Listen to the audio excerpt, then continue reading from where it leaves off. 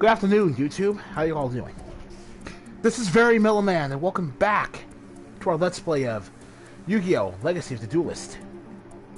First episode, I introduced you guys to why I was playing this game at all, instead of more Kingdom Hearts.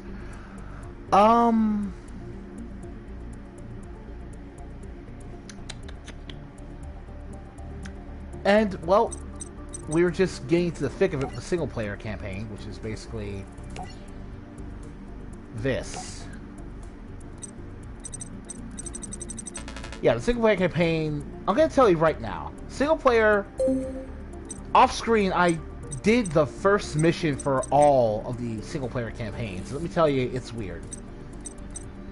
The first mission for every world is literally just explaining a new game mechanic to you. Like, the GX world, for example, is supposed to be just your first proper introduction to fusion summoning, but if you play the games normally, that's not really the case. Another thing I want to point out is that the character models for the CGI art, you're seeing right now for Jaden and Zane, or Judai and Rio, whichever fits your fancy. This is lifted straight from the Tag Force games. It's the exact same art, exact same poses, exact same design.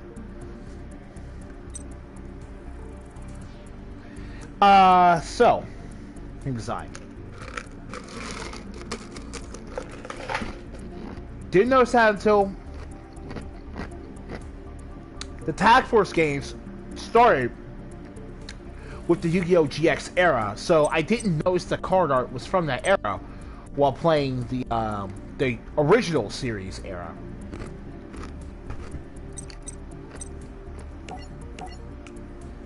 But that's whatever. Here's the big deal. If you noticed last episode, some of the duels took longer than they really needed to because our decks sucked.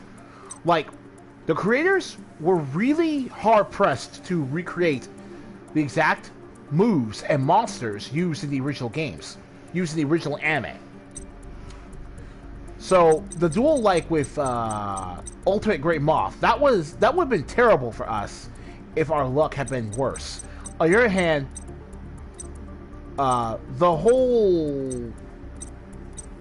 this duel in particular was painful. We kept bricking our hand so bad because that entire duel was just high-level fusion monsters and Yugi summoned Dark Sage. So let's get from a deck that has nothing but high-level monsters that he needs ancient rules and poly to even do anything with. And Joanne, meanwhile, can get super lucky and bring out his super high-level fusion monster turn 2. It's ridiculous. And we saw the apex of that with Match of the Millennium. In fact, I had to lose a duel to Pegasus on purpose in order to get another 2 duels, I think. Man, it's already been so long I've forgotten if I lost 1 or 2. But I had to surrender one of these because of how bad our starting hand was. And I only barely drew the card I needed to end the duel in something besides a deck out.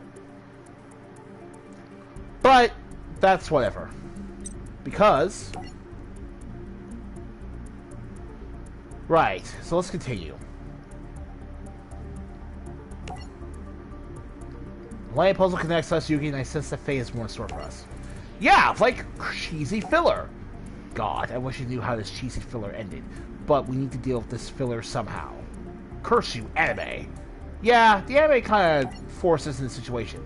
As Yugi predicted, the anime's change to the fate of Bandit Keith gave their anime room to add a particularly weird filler arc that would allow the arc involving Bandit Keith. But there was something different. Something was different.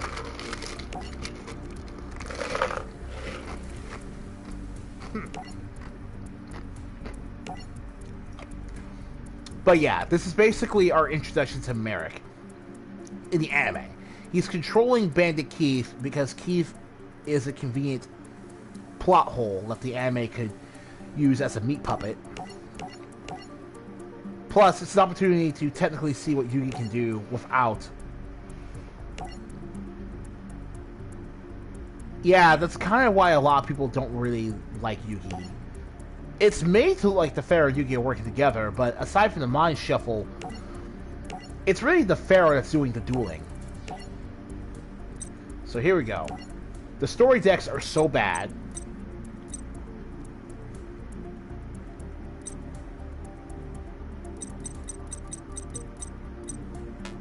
So bad.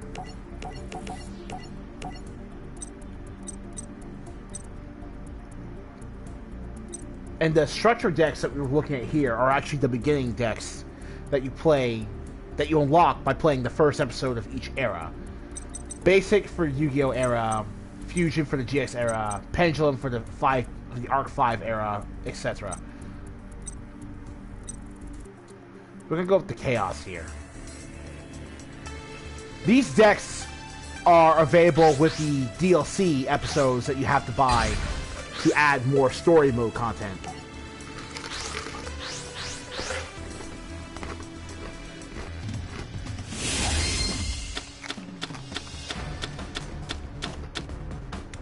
Aside from a few cases, they're much better built than the story mode decks are.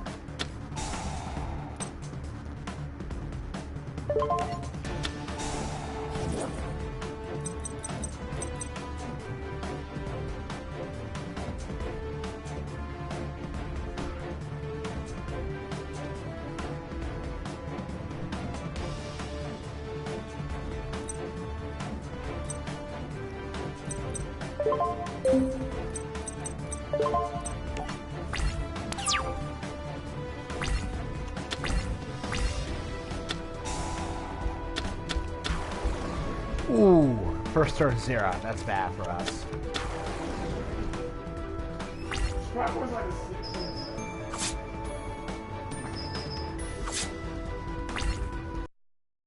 That's a regular size.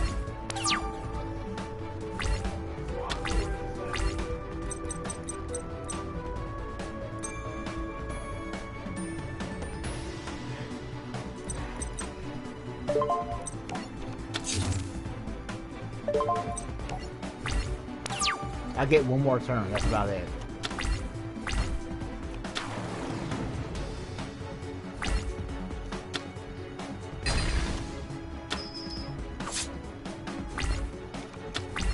Why didn't you attack your second?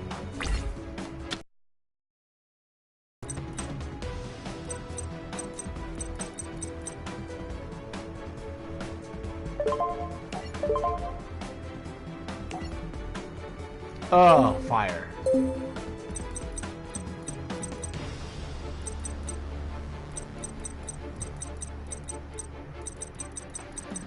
Yeah.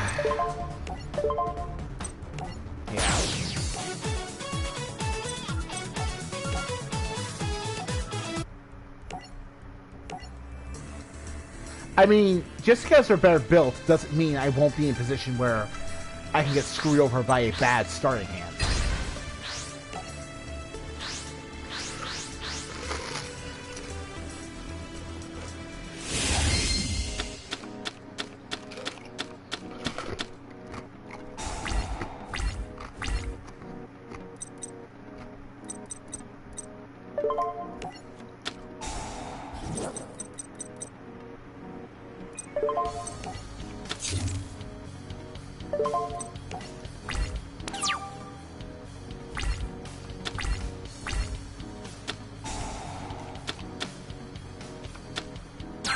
Alright.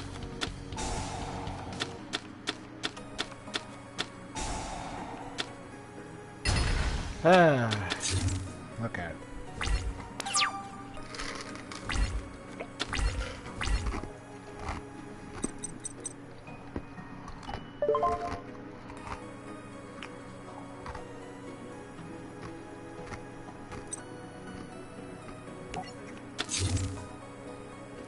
That's fine.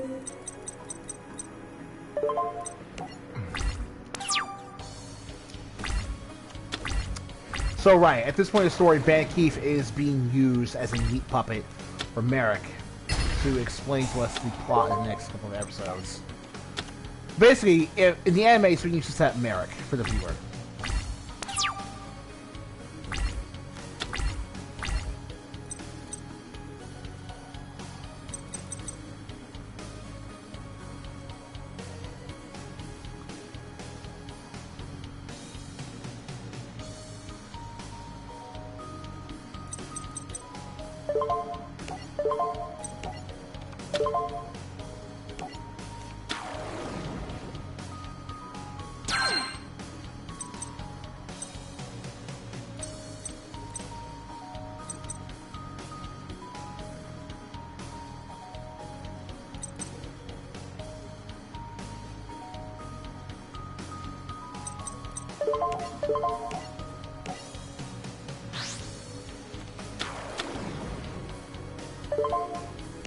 Sure. Black Dragon Collapse Serpent.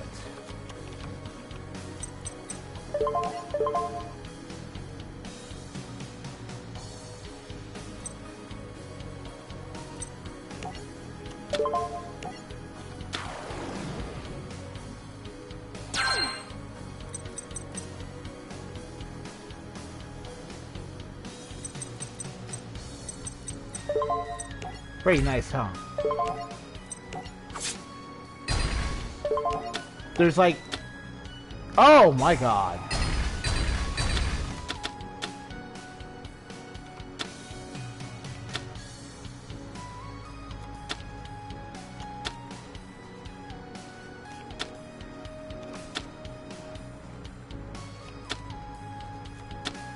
There's like actual synergy in this deck here.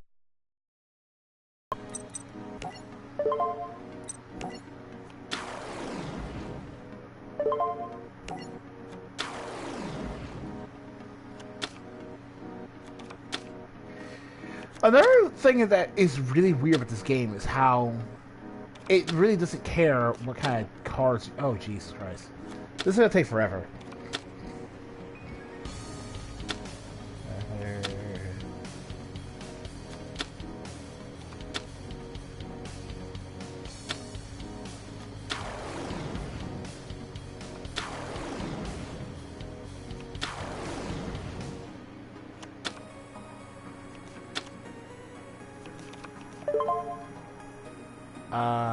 Sure. Yeah!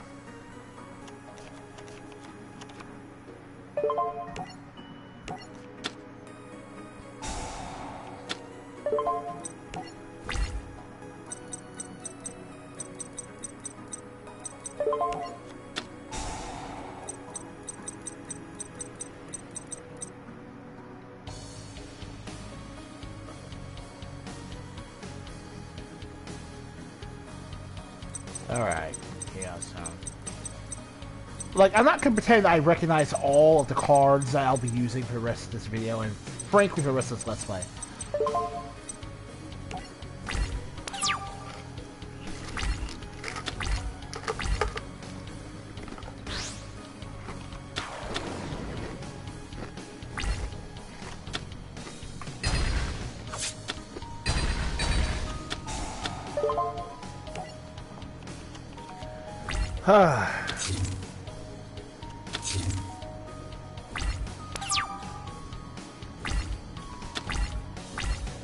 Alright then, let's see here.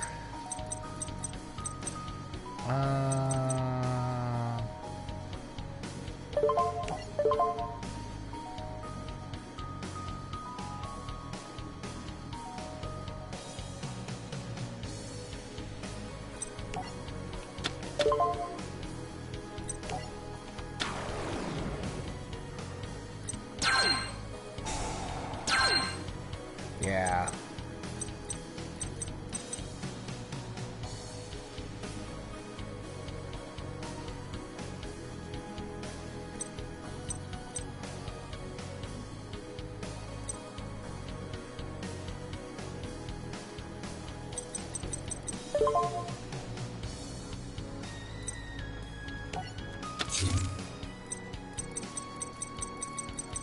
I'll do that. What I'm gonna do now is try to set up a combo where I banish Necroface to cause... Sure.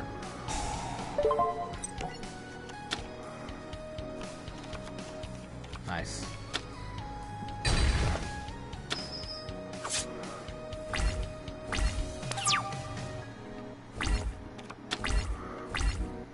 Alright, let's see here.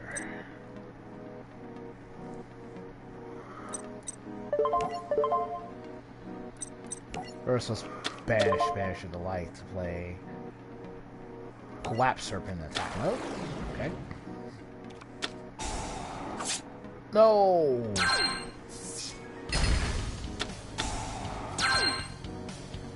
Okay. That doesn't change the fact I can still pull this off.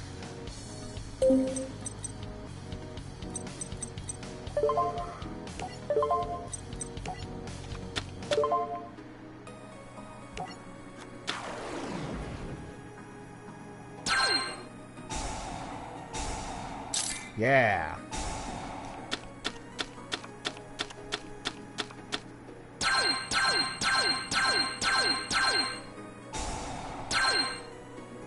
Yeah. Yeah.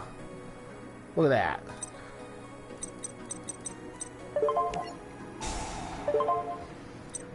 Let's see here.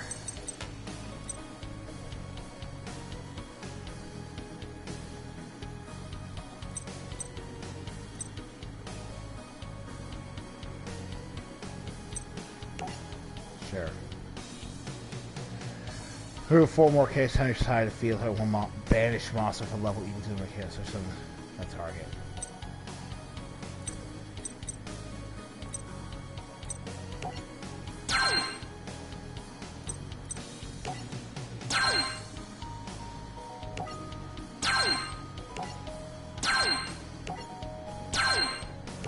That's weird. Yeah.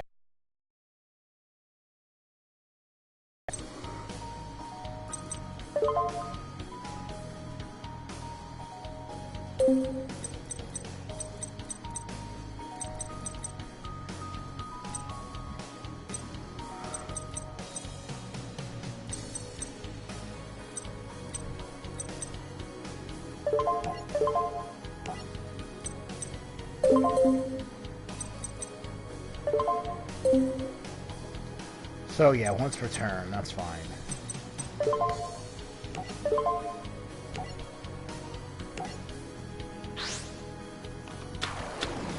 Golden Homunculus. Pound you into the face. Actually, I probably could just...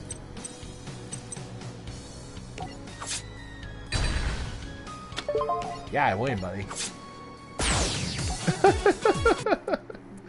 Alright, so as Yugi battled Bandit Keith, Evil Bakor found his way to the duel, following the Millennium Puzzle's energy with his Millennium Ring. Fascinating. It appears that Shadow Magic energy is detected. Fascinating. It appears as though I can slip myself into the plot through this filler. Good. That way, none of the fanboys will have anything to complain about when they realize there was 3 of me running around. Meanwhile, Bandit Keith basically decided to, once again, leave the plot still alive. No! What happened?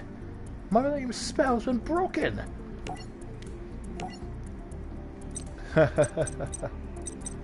Alright then. Here we go, Battle City. Battle City is about to begin, folks. Yugi,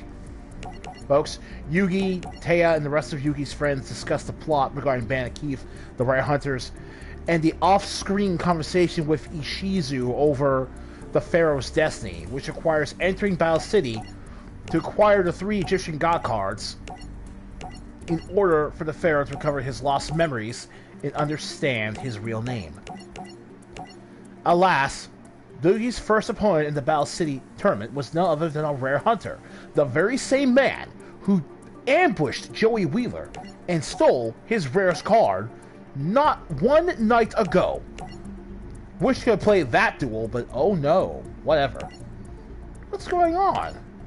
This guy stole my red eyes. Well, I wouldn't say steal. You lost fair and square according The Battle City rules. It's not my fault you couldn't beat up 5 guys. Okay, I'm gonna end this right now. Black Dragon. Right. Red Eyes versus this guy.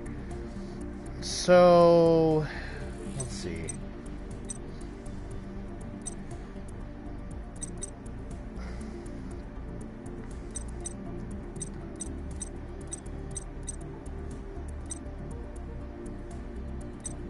So actually, the Chaos deck is actually something that would massively screw over an Exodia deck.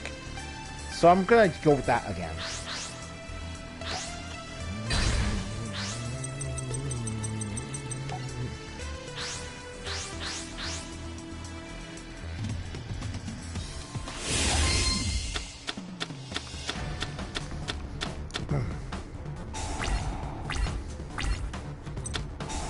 Pot of Duality. Oh, wow. Aren't you lucky?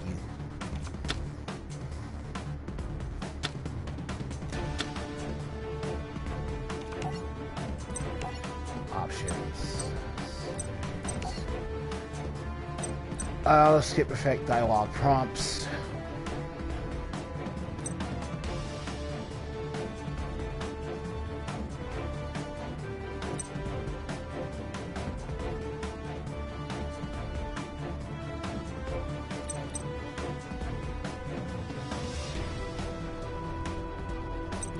Let's try simple right now. I was hoping it'd be something that could speed up these options, but whatever.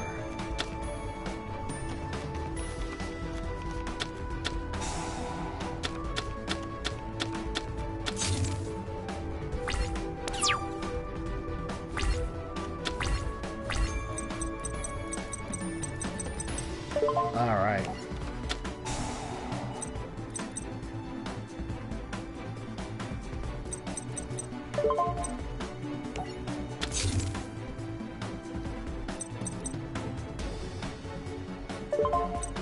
I have a feeling I won't need Skull Lair, so...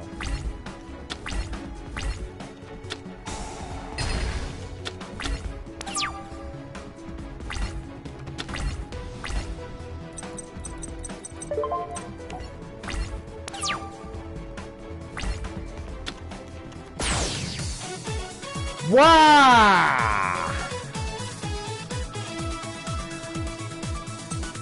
That's not a tip! That's not a tip, game.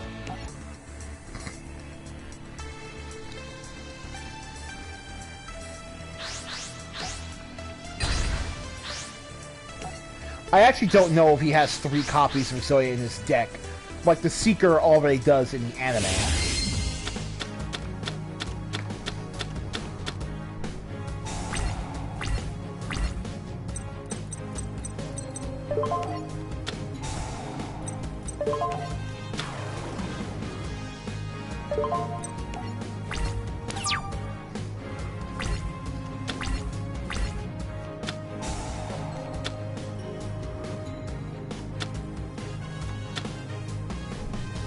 I also don't know if the computer risks summoning an Exodia piece when they have the means to destroy my weak monster here.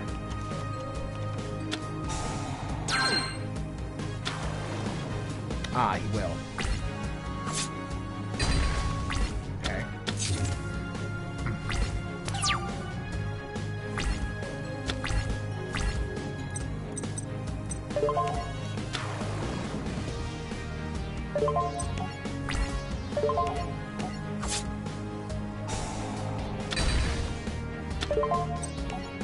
Oh, that's right, they lose cards in their decks.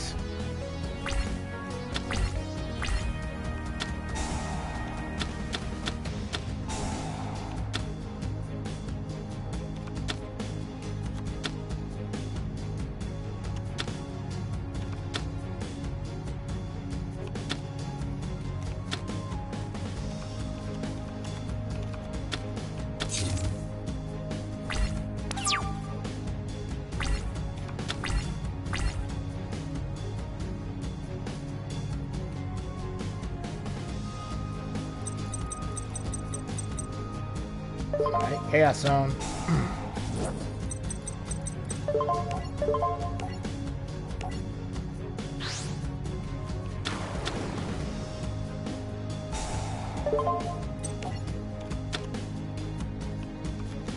So that's on.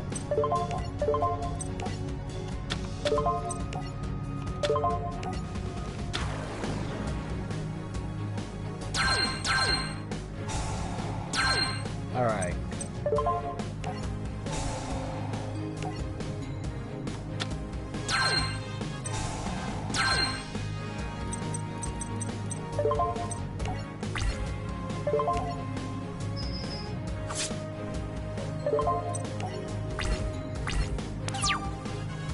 So far, so good.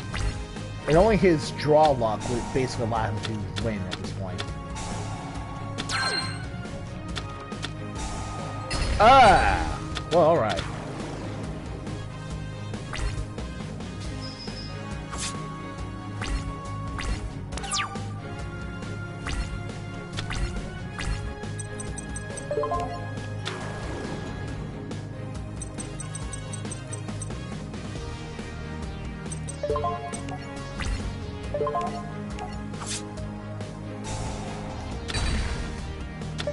Oh, thank God. Like, okay, right there. Pretty sure that's... Draw faces skips. Got nothing, buddy.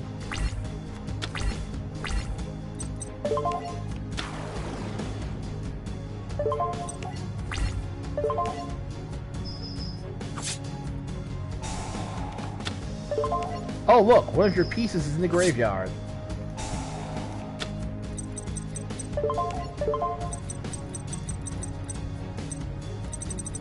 Yep, you have multiple pots of greed.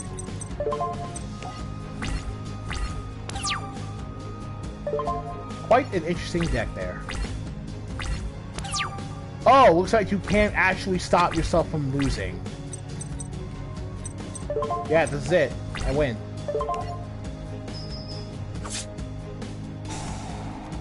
I mean, I'm not saying your exotic deck is bad. It's certainly the best one I've ever played against. It's just that even you can have spots of bad luck. Yeah, you won. All right, now give me back that Red Eyes Black Dragon. Ugh, no! I'm doing some funky, fresh moves. Yeah, in the anime, the Duel looks ridiculous when he's possessed by Merrick to talk to the heroes. Darg! A little time for this kind of foolishness.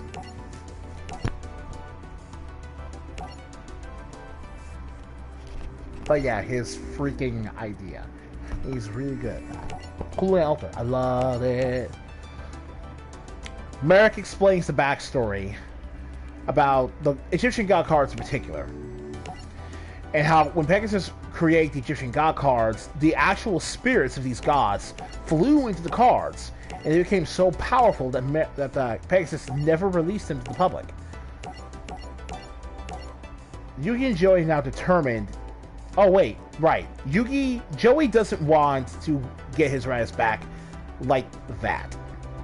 He wants to win it back from Yugi the honest way. Until then, he'll just rely on his Time Wizard card as his rare wager throughout the tournament.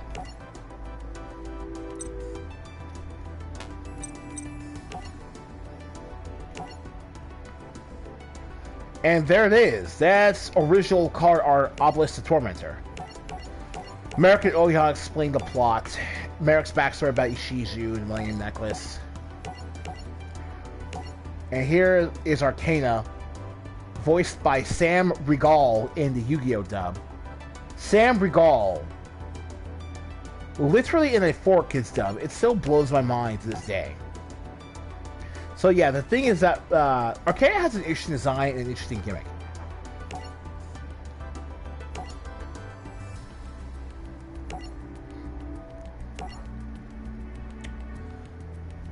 So let's see. The Dark Master is a really appropriate one.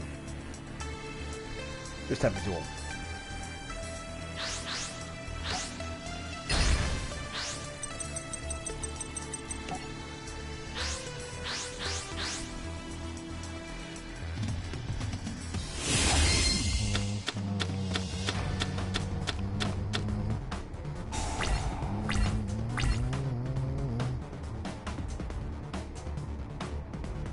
Oh, sweet card.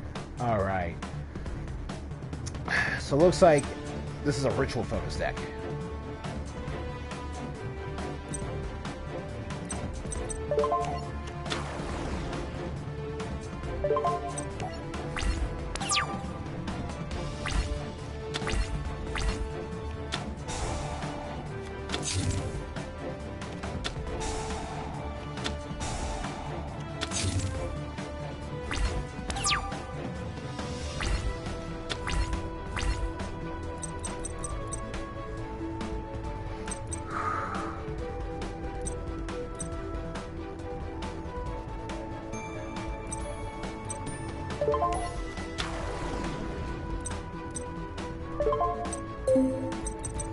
Okay.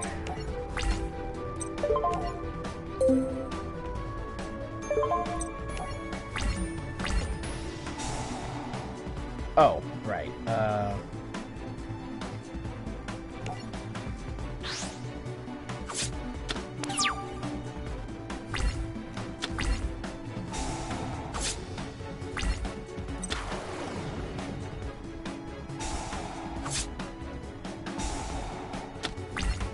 Oh, God.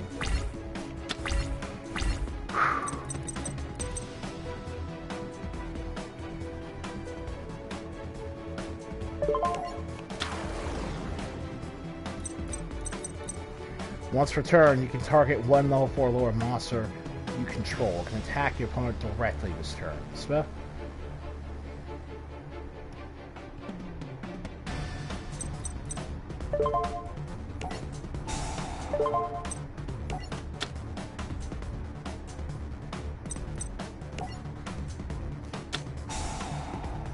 Yeah.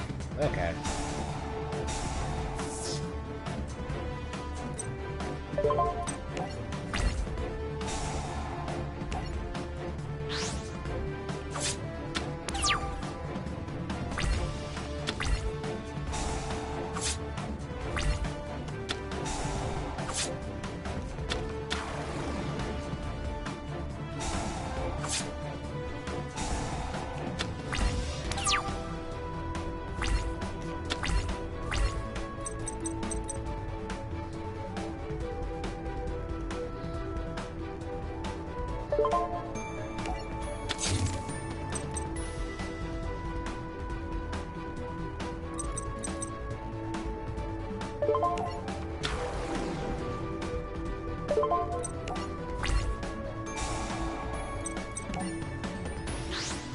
So, this is gonna be painfully long then.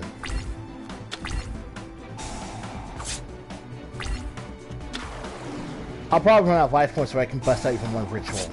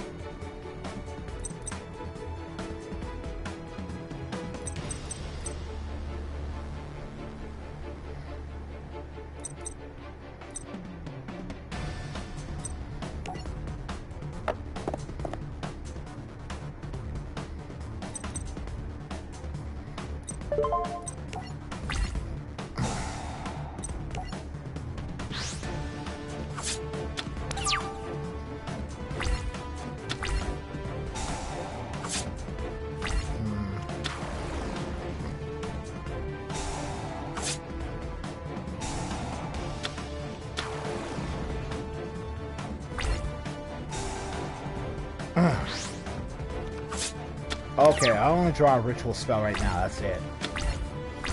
Yeah! Alright.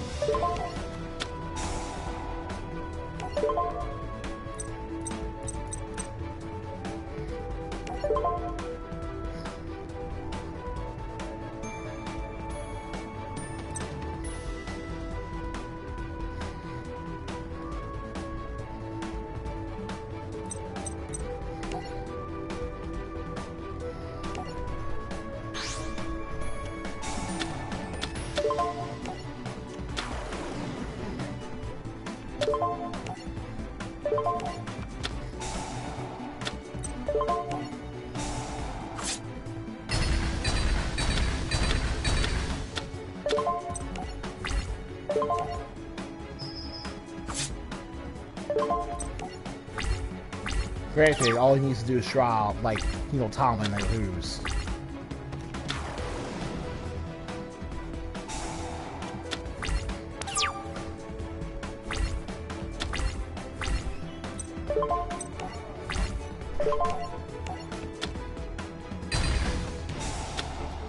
Yeah! Not bad.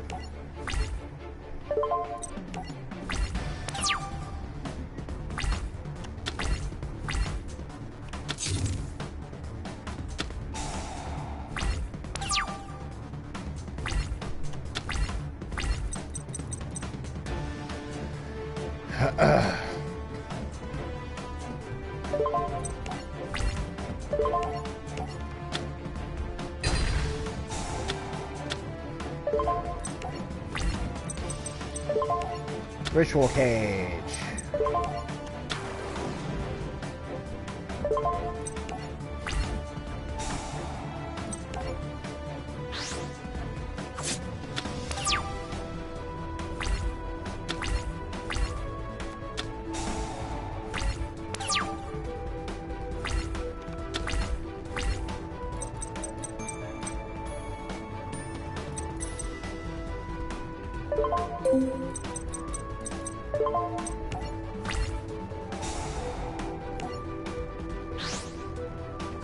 Unfortunately, tributes are not the same as rituals. Yeah.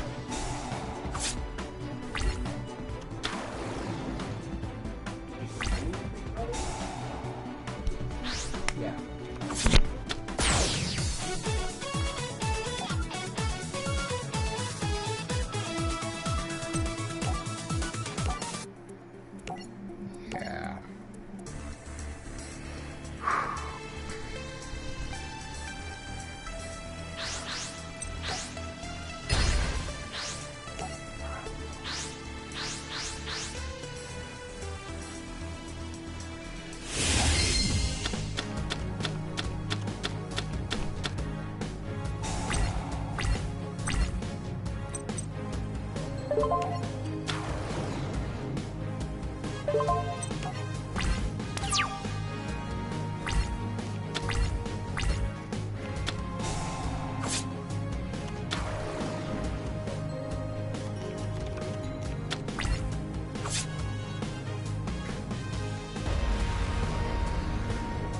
Okay, so it's just the monster itself that has a special attack animation. It's got nothing to do with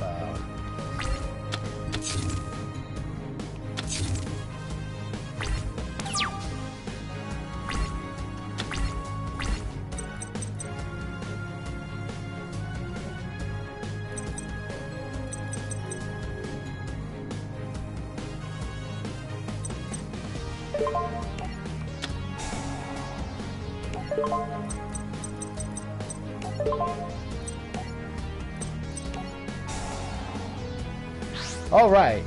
Well, again, we're going to be using Curse Enchanter stuff.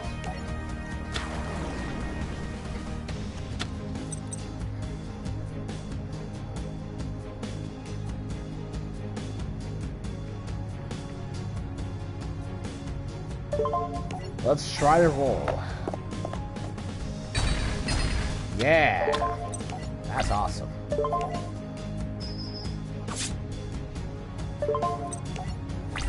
So, much better luck before, but a lot of that is also thanks to Arcana there. Cool.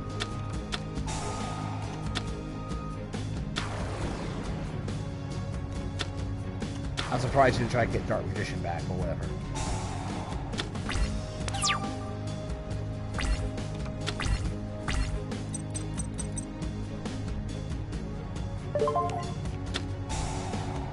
I think that will protect my sword from my own ritual cage. Anyway, that's it. That's the duel. Nice. There we go. And so we learn Arcana's backstory. He joins Merrick in the promise that Merrick can use his dark powers to resurrect his dead girlfriend. However, turns out that his dead girlfriend wasn't actually alive after all, but was instead just a puppet that Merrick tricked Arcana into believing was his dead girlfriend. Also, the stakes of this duel was that the loser would have their legs cut off by real buzzsaw blades. Which 4Kids, of course, turned to having your soul sent to the Shadow Realm with Dark Energy Disc. Because death and dismemberment is a no-no in this game, in Yu-Gi-Oh!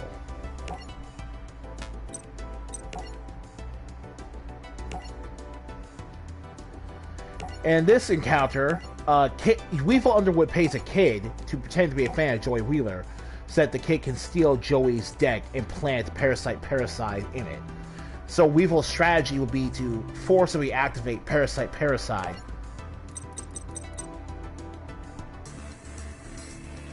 in order to have an advantage against Joey's new insect-typed monsters, using Insect Barrier to keep them from attacking.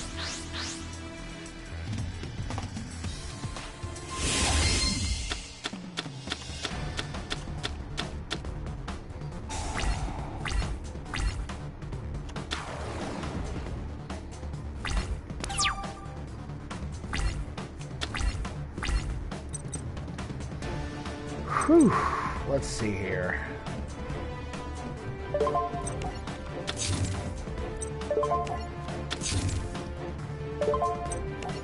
So, since it's ironic then that we're using a pre-built deck that's entirely about having brand new Red Eyes Black Dragon cards, but it lacks Joey's original Red Eyes Black Dragon.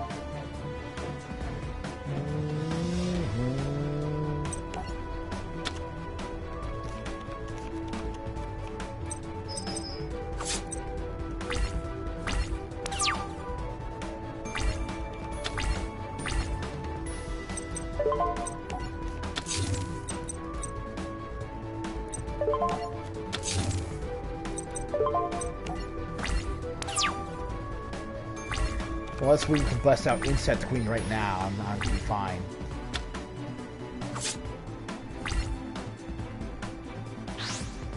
Oh, so we already had it. Okay.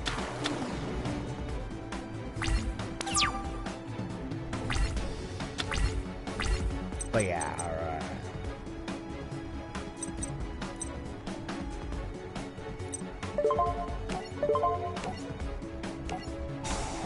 Keeper of the Shrine is such a great dragon support card. Love that thing.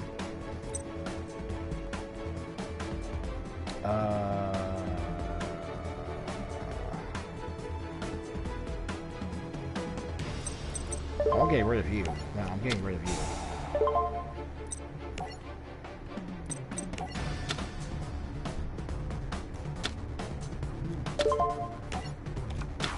Raz Black Dragon Sword. Yeah, he's got the Claw of Hermos too.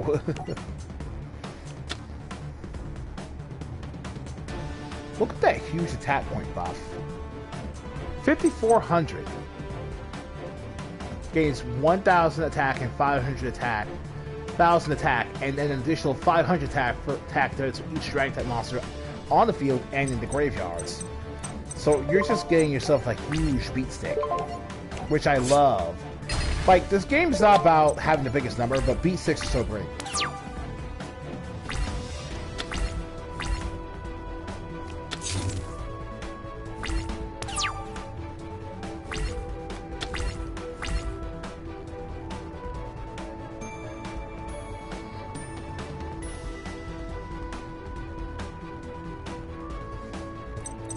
But I don't. Oh, well, even more Red Eyes.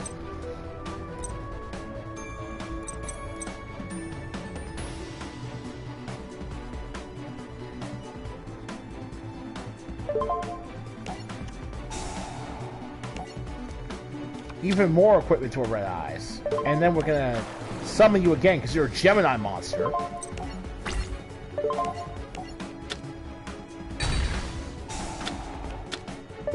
Cockroach Knight is such a terrible card, and that's like the effect of Red Eyes Black Layer Dragon. To deal its original attack points as damage to Weevil.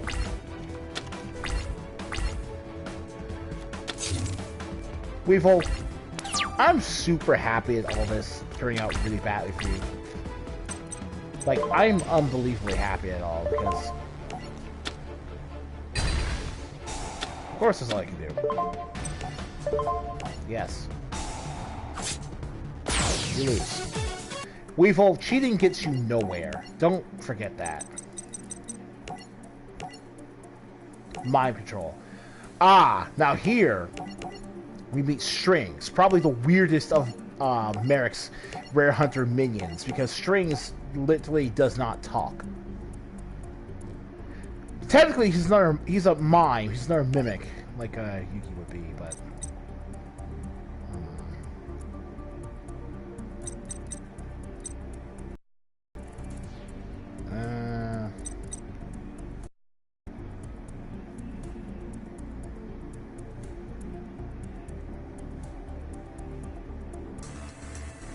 Let me try the chaos again.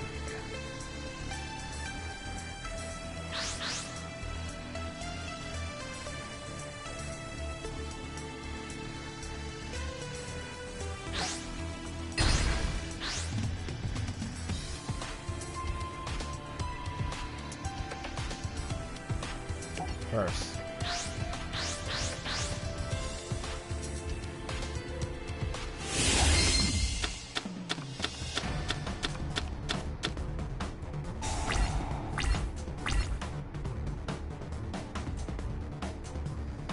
All right. If you're willing to betray your family. Sure, whatever. That's that.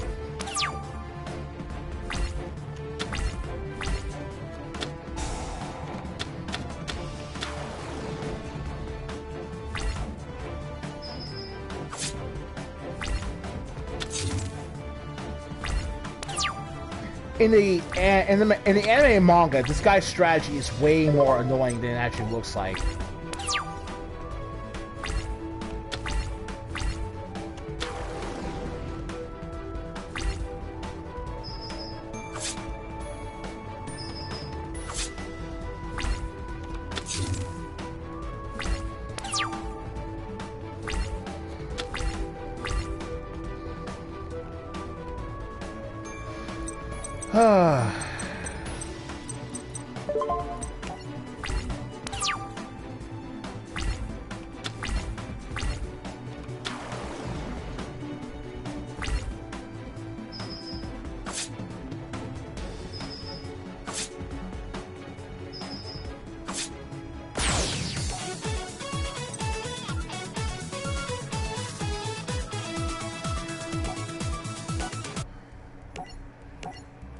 But look, if your opponent can't draw a card in the draw phase, that's because their deck's out. And I can tell you right now, I don't have any ability to keep my opponent from not drawing during the draw phase. It's weird.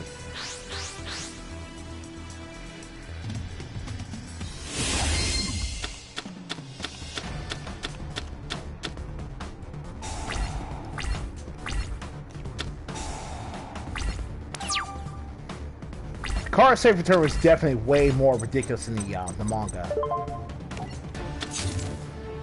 Because it let you draw 3 goddamn cards after you special summon the monster. It's weird.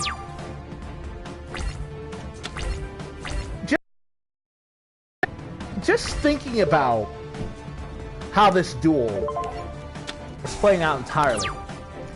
Think about the nonsense that went on in this particular duel in general.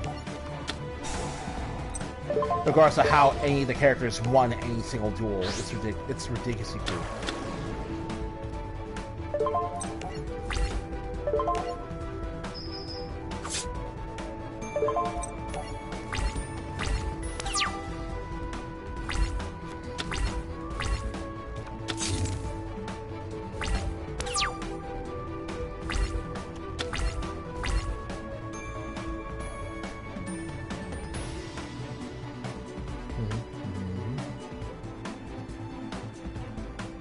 But I'm not gonna do the cheating thing. I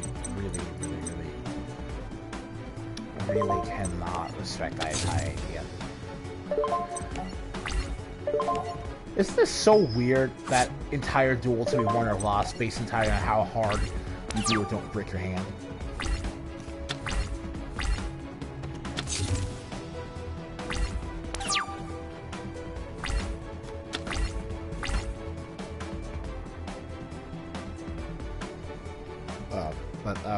Now I know it's just actually kind of gross. Alright.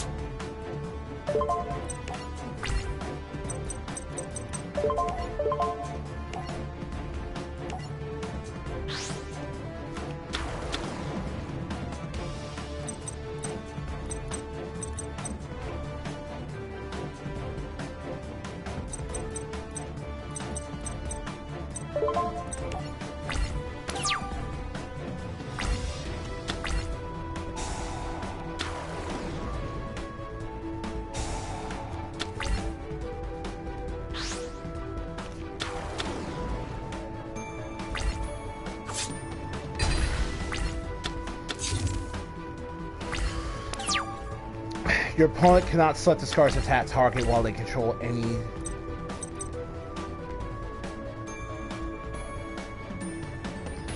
They can't...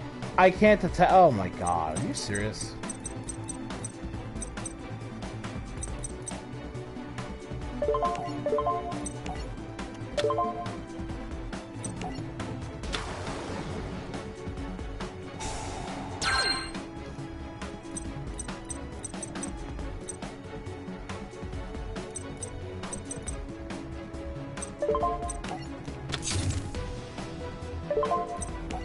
Okay.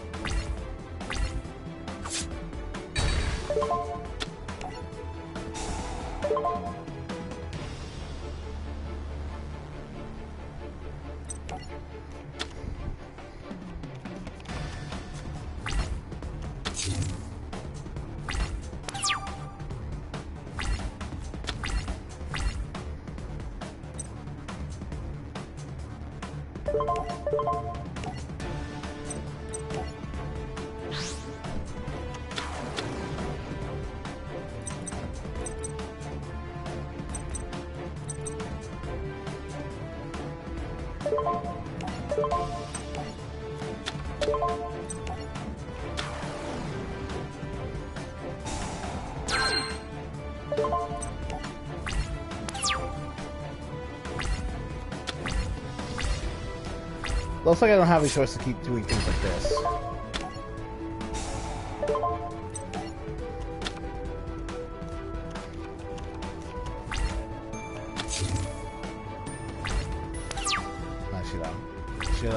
Shoot, oh my god. Oh my god.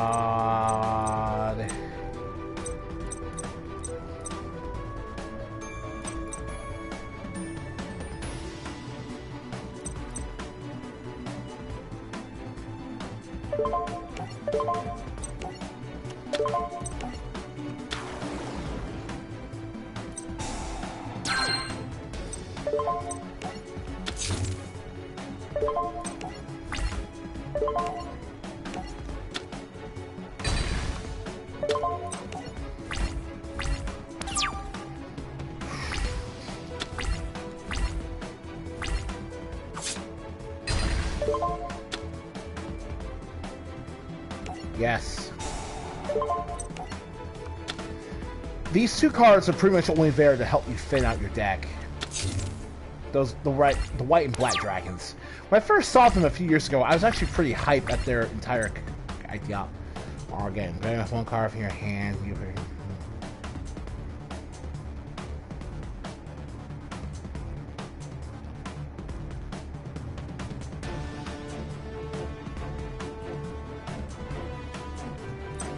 That's a little weird.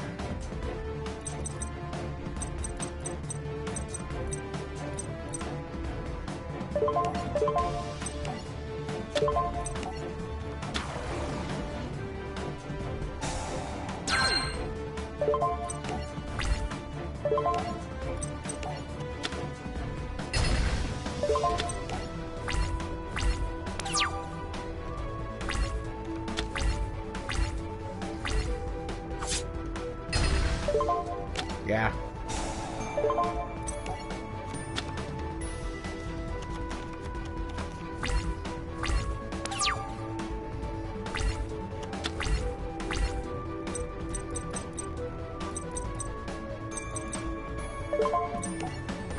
think it's about time I just try and let some more monsters in my graveyard.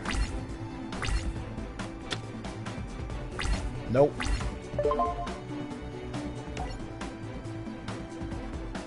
Oh no. No.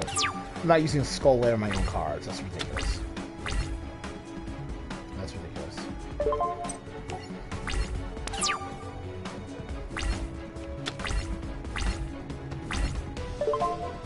No.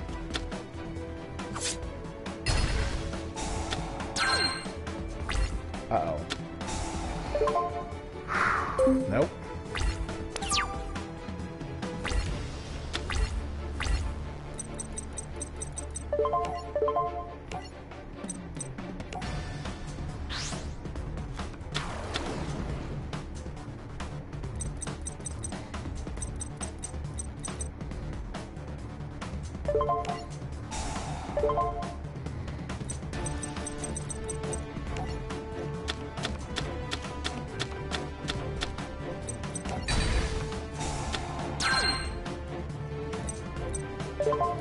Goodbye. Because that's all she wrote.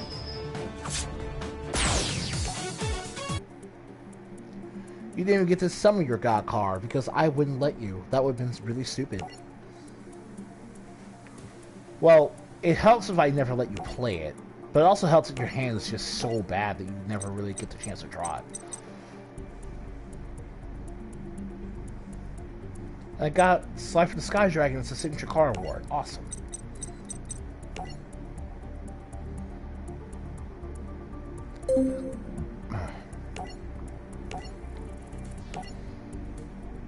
The Dark Spirit is here. Time for the Battle Save Finals. Wow! Okay, so we didn't just skip Joey's duel with Esperoba where he got Jinzo. We skipped Joey's duel with Mako Tsunami as well. And we even skipped the duel where Joey and Yugi had to duel each other while they're possessed. While Yugi... We skipped the duel where Joey was possessed by Merrick and had to be defeated by Little Yugi in particular. And even before that, we skipped the tag team duel between Joey... we skipped the tag team duel between Kaiba and Yugi against Para, against Loomis and Umbra.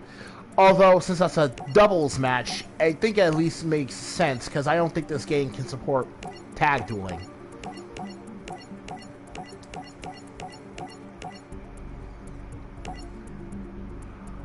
Let's actually try something different and go for the Air Mage deck.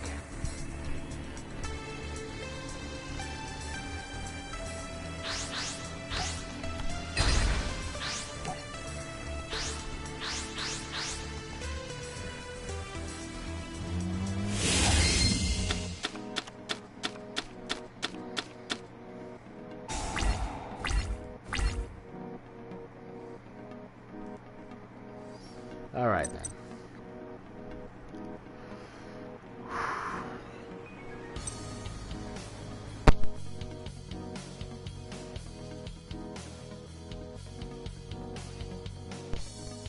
Twin.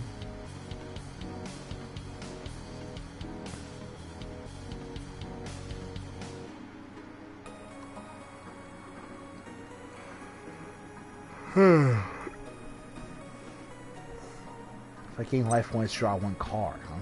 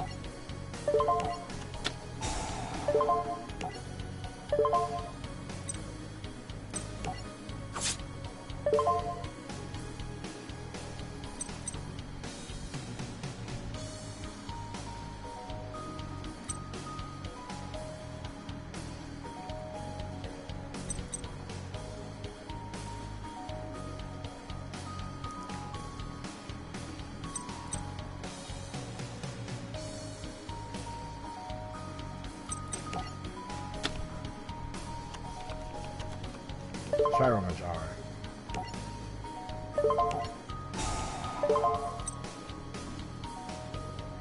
Oh!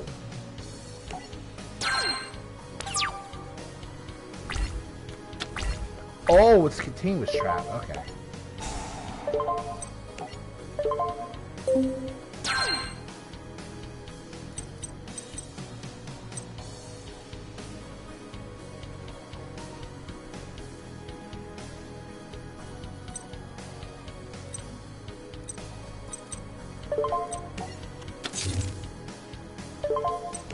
Error base, it's interesting.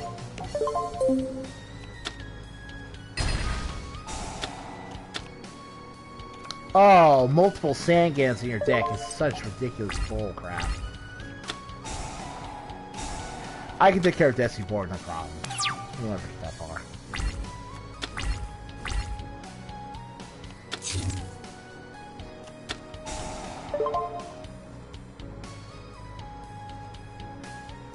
But that's kind of creepy, and I hate that crap. No.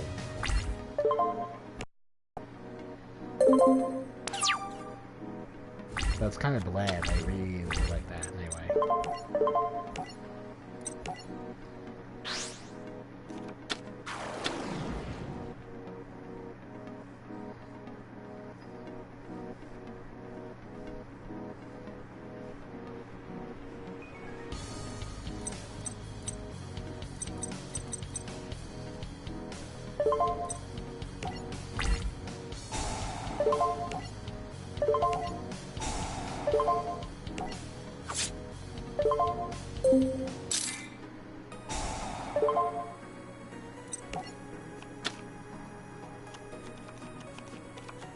Mage Rosemary, huh? Air Mage Rosemary, right?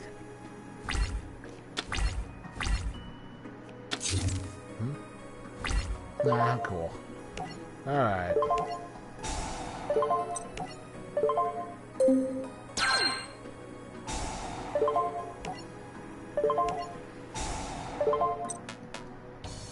Oh. Alright.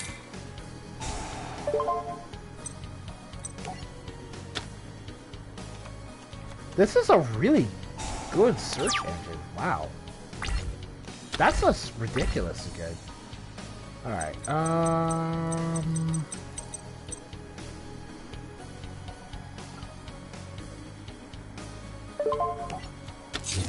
side effects, huh?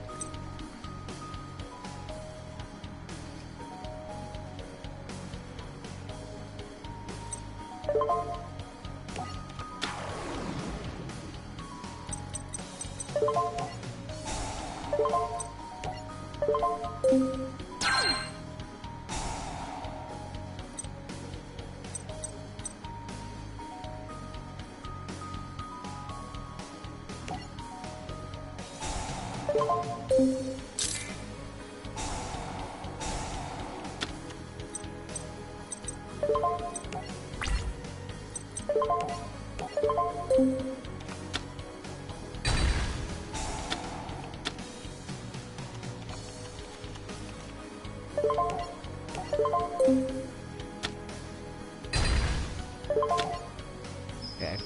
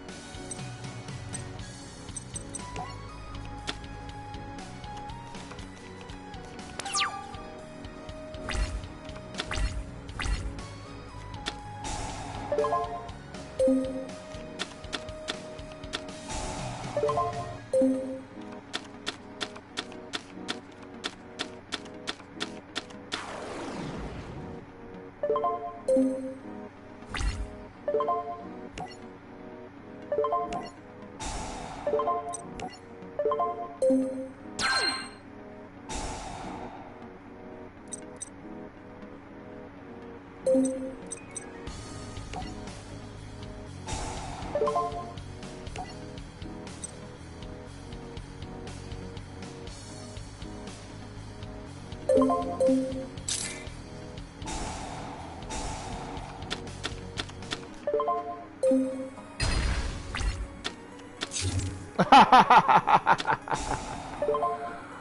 right.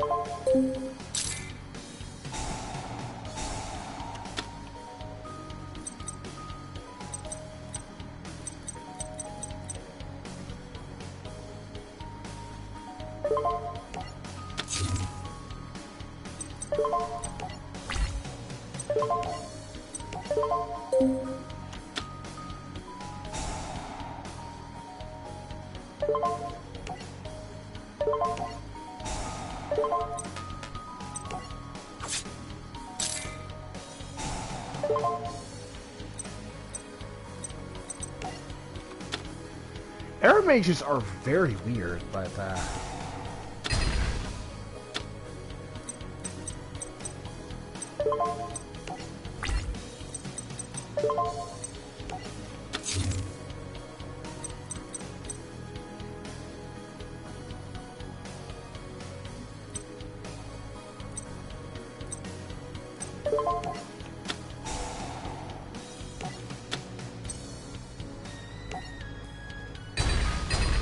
yeah, I know I didn't have to do that, but it's whatever. I'm just kind of playing around at this point, because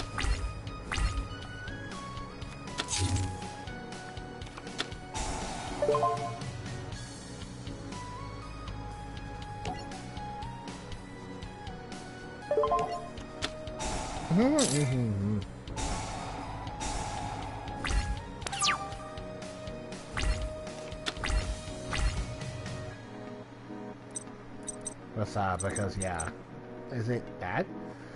Hey, oh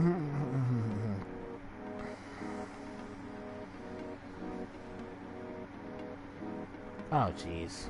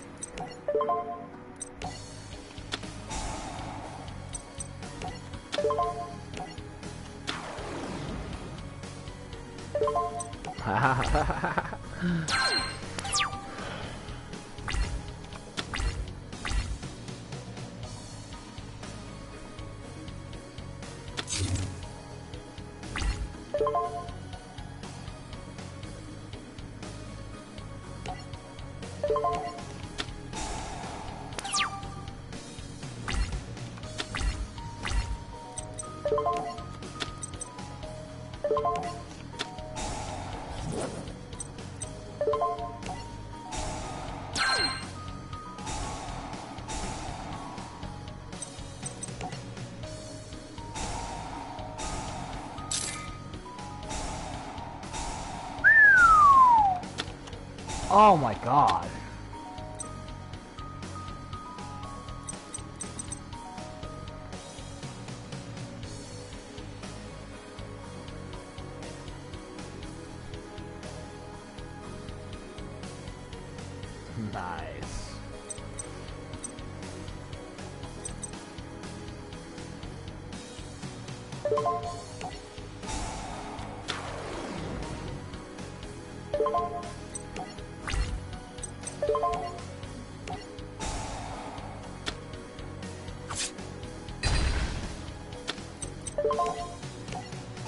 Nice.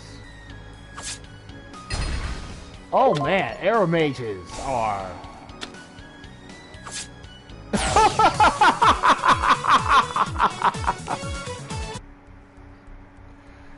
So yeah, in the anime, in the whatever, in the source material, the only way the Dark Pharaoh could get past Yamabukora's,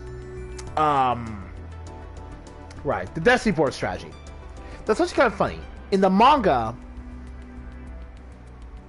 the Destiny Board strategy combined with Dark Sanctuary didn't necessarily work because Kaiba's dual disc in the manga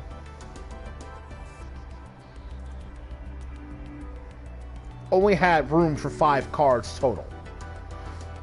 Even if Dark Sanctuary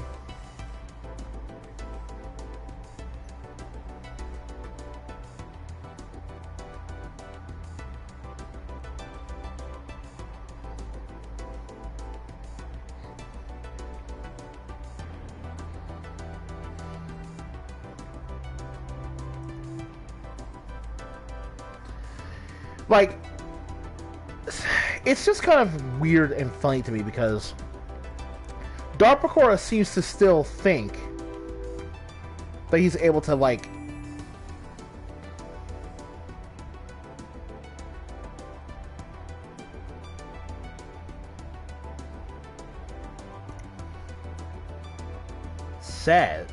okay, like, your Chora's strategy is going to fall apart because he needs to play more than 5 spell or trap cards at once to activate his Destiny board in order to get an automatic victory.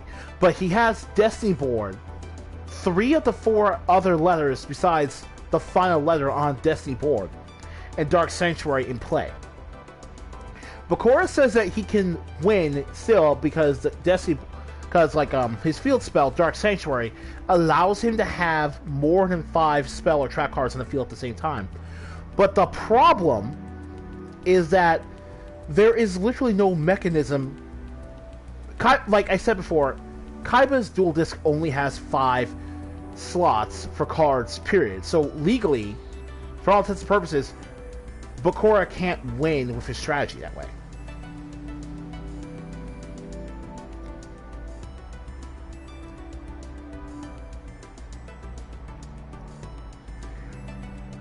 But since he never gets to 5,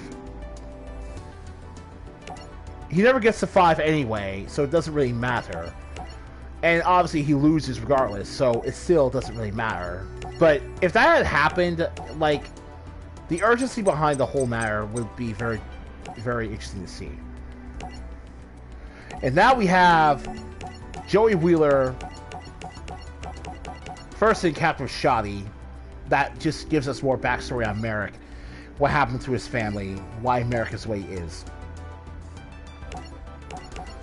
But now we have Odeon, the best character from Merrick's backstory whatsoever, versus Joey. I'm gonna go with Air Maces again.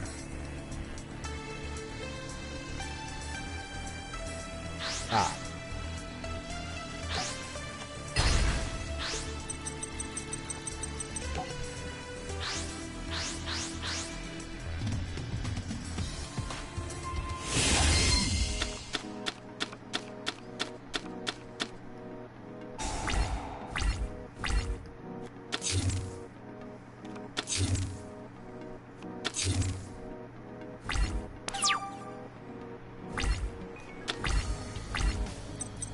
Let's see.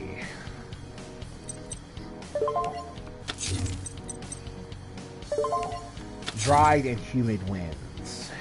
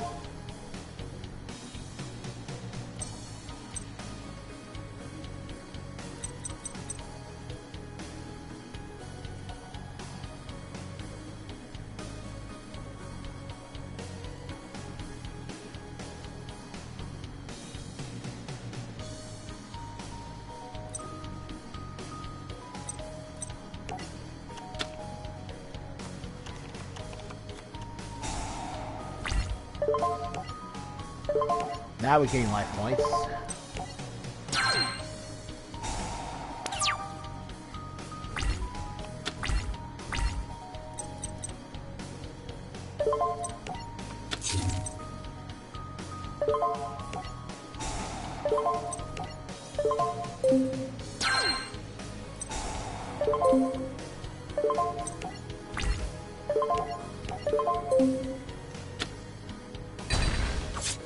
Circuit can't have it be on the field, so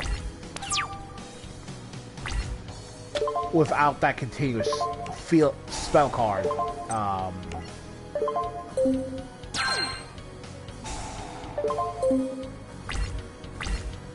Cathedral of Shadows.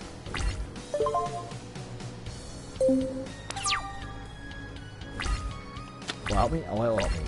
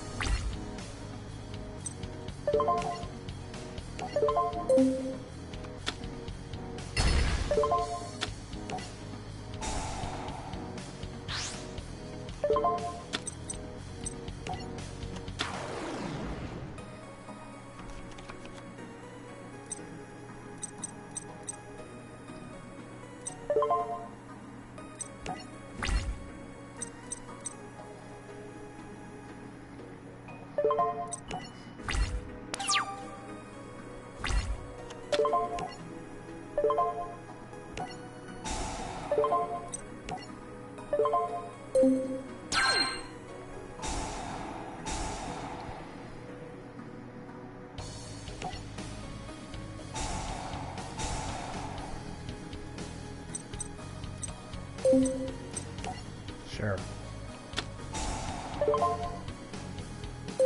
Nah. Nope.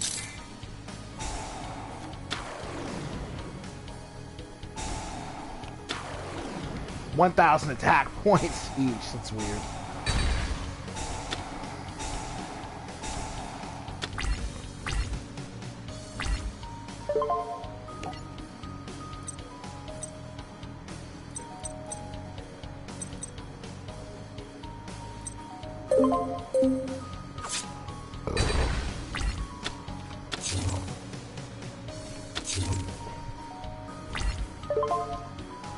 Nah.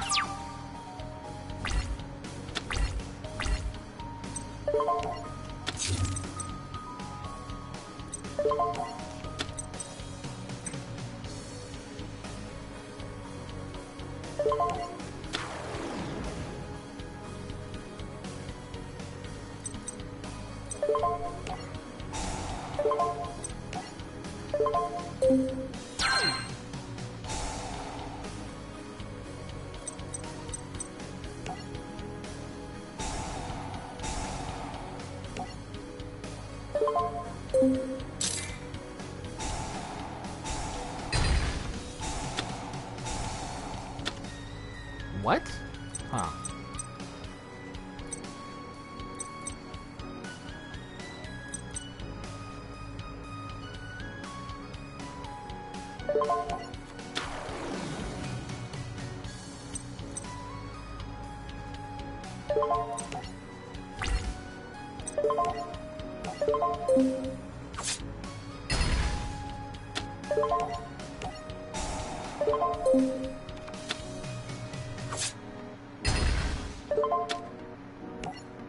Yeah.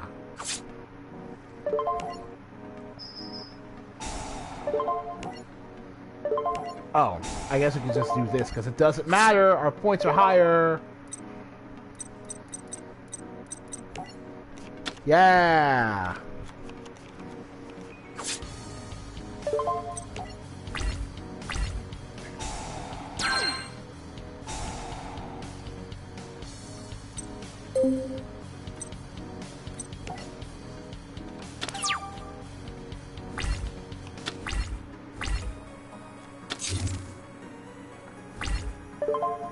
Yo, arrow mages are so nuts.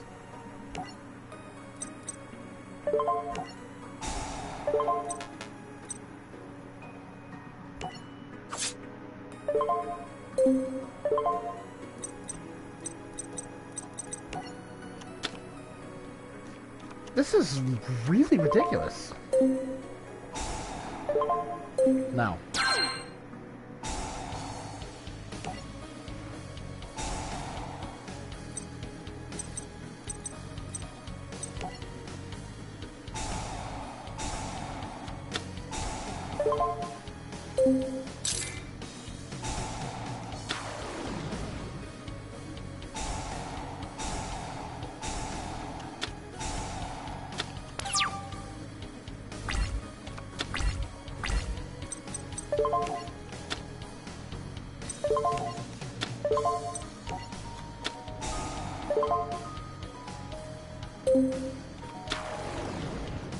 That doesn't matter. That does, yeah. That doesn't matter. Doesn't matter who is wrong and who is right.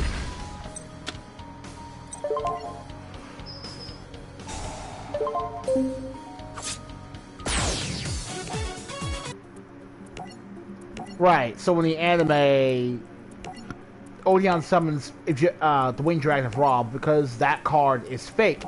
The real Ra comes down and smites the crap out of Odeon and Joey. The duel's technically at a draw, and specifically the main reason Joey wins is because he awakens from his godly induced coma first. And because Odeon's unconscious, Merrick's evil side can no longer be contained and is fully awakened as a result.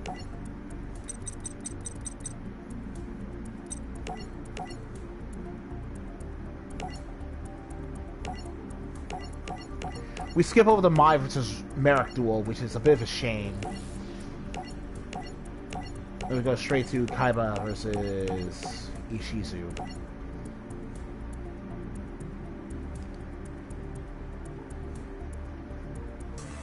I'm having so much fun with the Arrow Mage deck.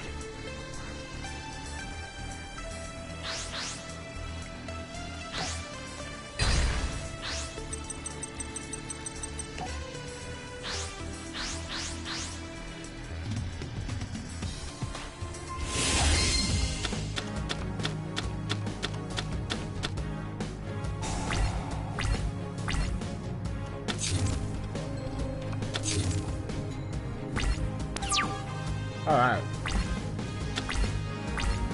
Alright, let's enjoy ourselves.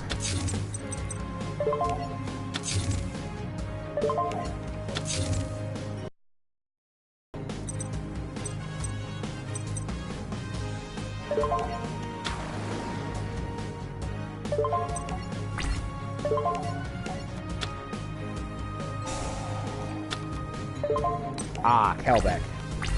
Yeah, that card's gonna be super annoying.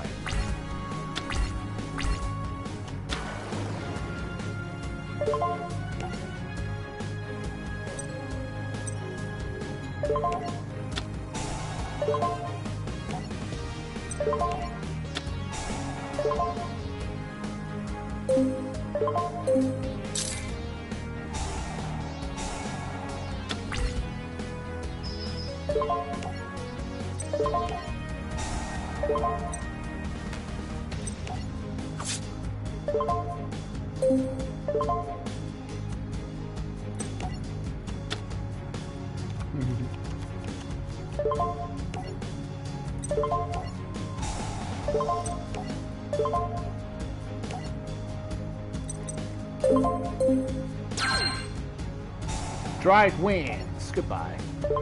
Nope.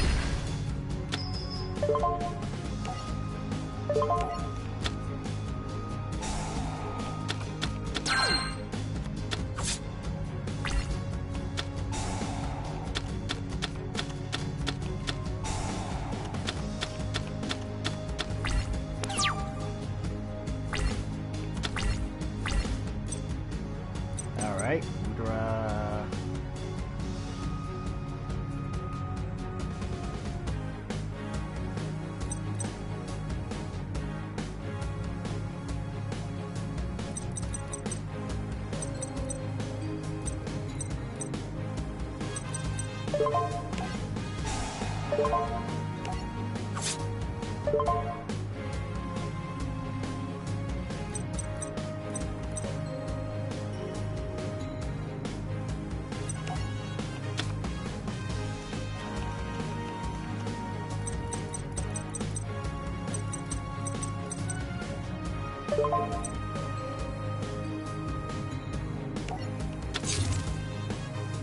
Alright, let's see. That I want this like I want this effect applies to when we actually get attacked.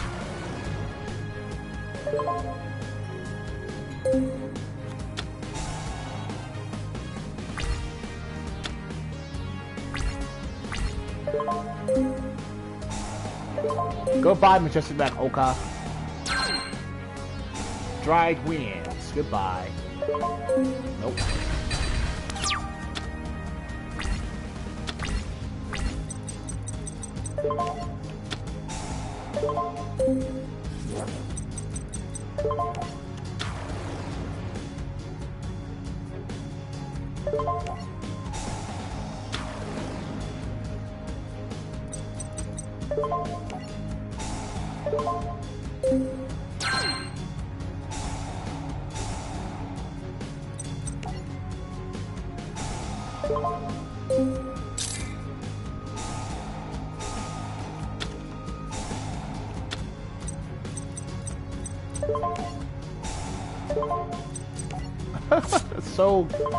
So much fun with this. So much fun with this deck. Oh my god.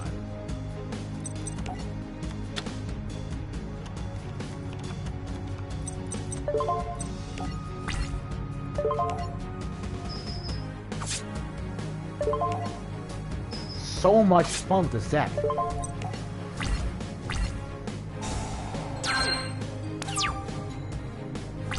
Yeah.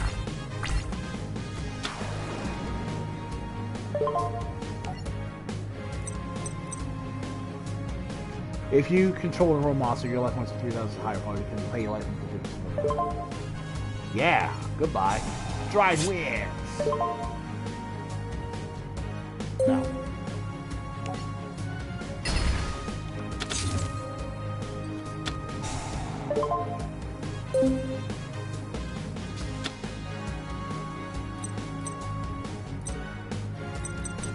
I don't care for Kelback. Get rid of it. Fuck yeah. Nope. I'll get here.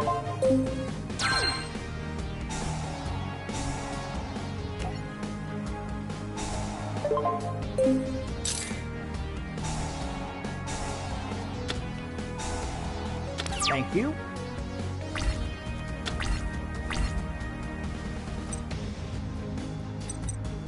One plant type. So let's bust out Rose Lover. And we'll...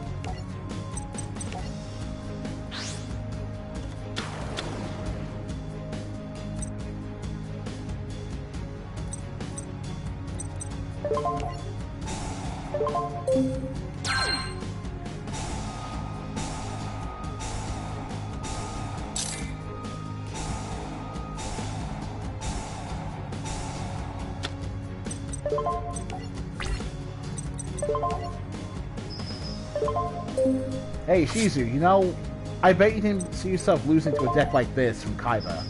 At all. Like, this is the last kind of deck Kaiba ever tried to use. Victory is mine! Look at how crazy I look! Ha! Suck it, Ishizu. I beat you with flowers. Seto Kaiba never smells flowers. Very impressive. You managed to step outside the bounds of your limited view of masculinity in order to see the bright side of the world. However, will that be enough to help you win the tournament? Yes. Whatever. As long as you doesn't use that deck first, then I guess you'll be fine. This is your signature card.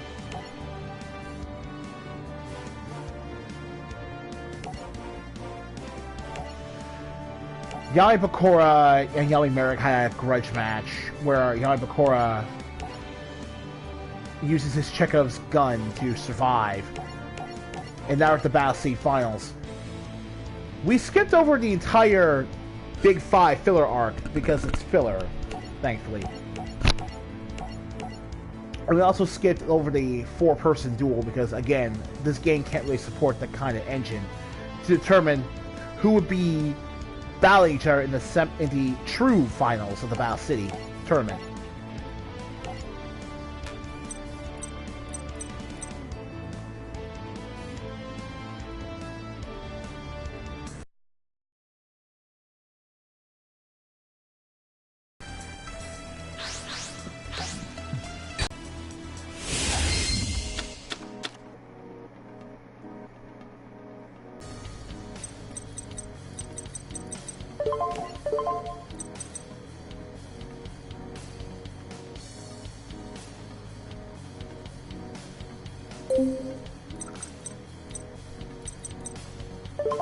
I'm gonna try this out because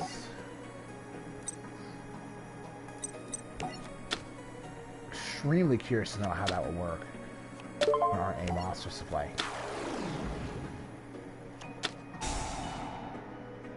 Nothing. You're just a normal card. Great.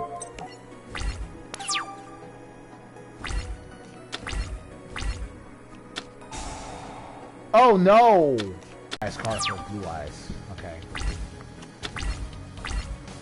Alright.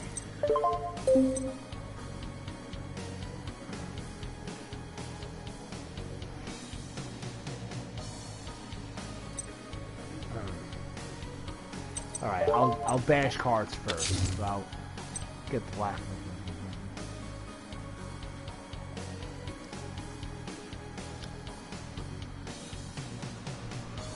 Alright. For once per turn when a card affects other from your player's grave. Okay, sure.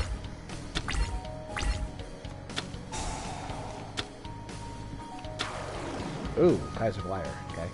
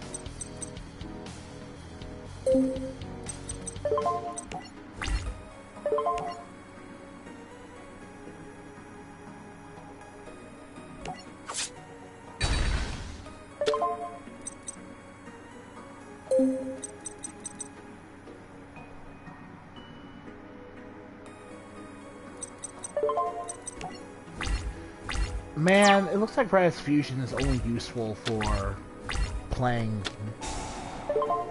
Yes! You screwed up. Once per turn, do you play a turn with card? Goodbye.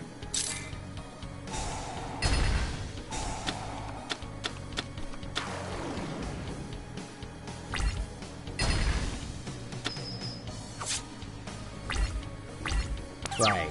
That would have happened no matter what I would have done. Alright, I get a Sula Kaiba.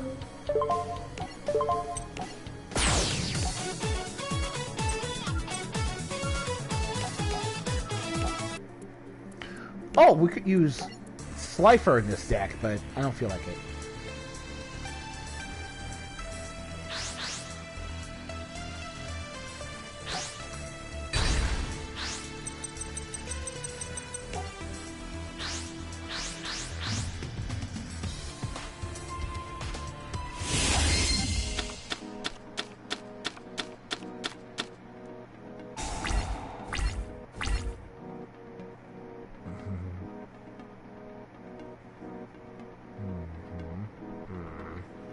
Thank God. I mean, I'm not saying it's not weird, but it's a little weird. It's a little weird. Alright. Whew. Return to rise. I have nothing on the field. Oh! This is literally the best deck I've played so far in the DLC. And it's starting to fail me because of the bricks.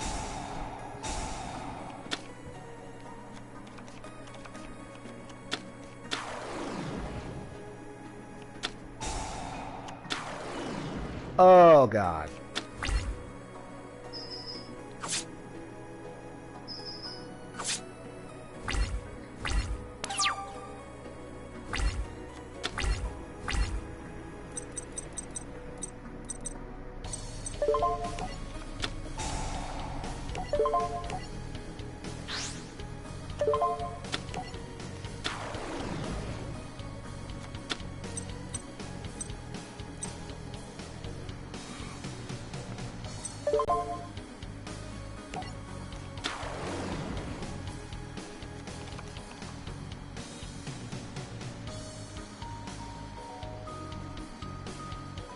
Defense lowering this card's attack. Yeah!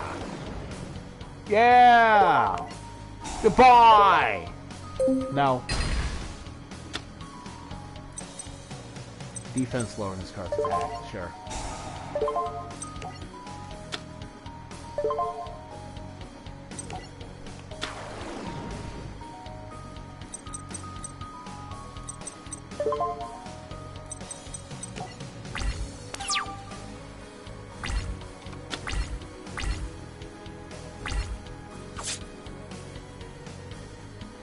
Oh, hey, we finally get to see the blue eyes make an attack. Because I really don't remember it doing that at all last episode.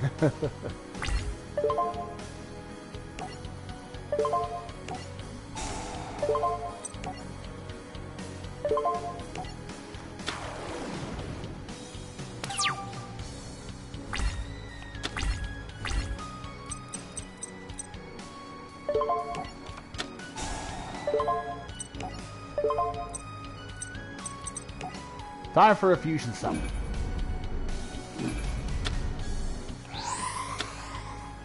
Finally, get to play this beast. Archfiend Black Skull Dragon.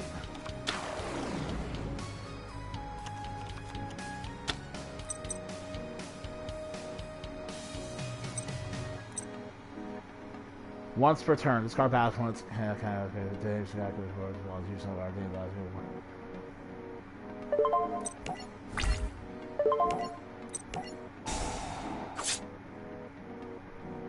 Ooh! Oh, that's because it's the same street as Red Eyes. Okay, that's why. Okay.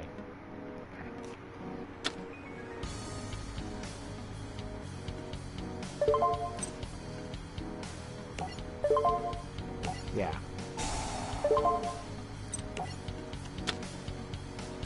Boom. Back in your deck. Okay. That's interesting.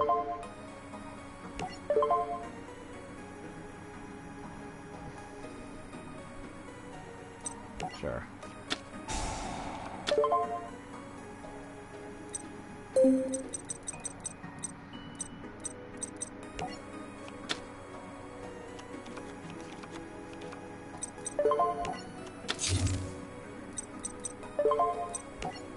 All right.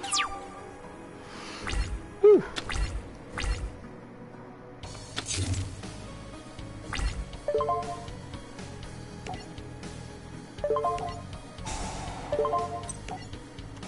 Turn the red eyes. No.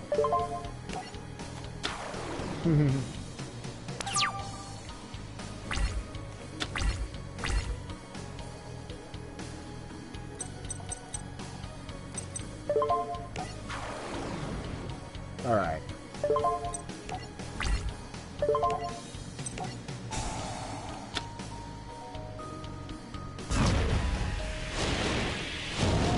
The models of these iconic monsters look pretty well done, given the graphical quality of this thing.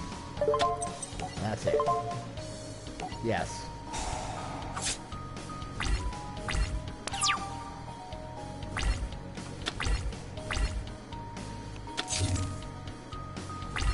Kaiba has no answer to my ultimate move.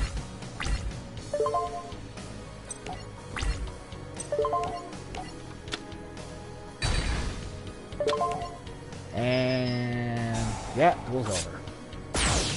Nice.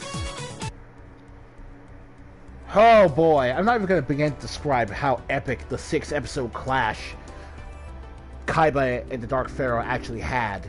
You just have to watch it yourself because it's so ridiculous.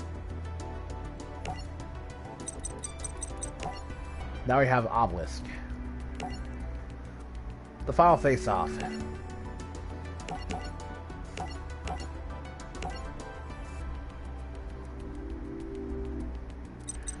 Don't get used to Chaos deck because Merrick's deck is entirely about graveyard manipulation, last I checked.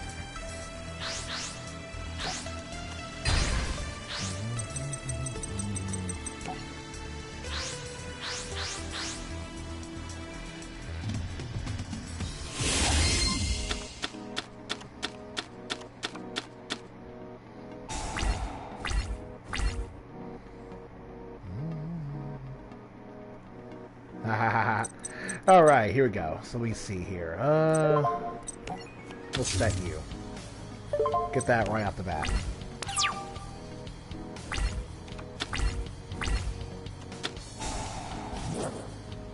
Ooh, that helps me out just fine.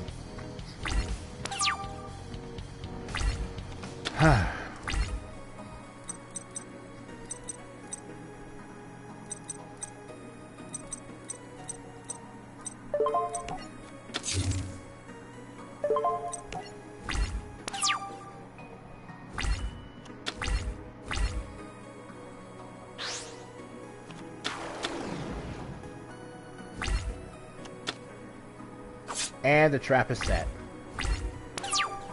Doesn't matter what you do from here on out. Chaos Form. So.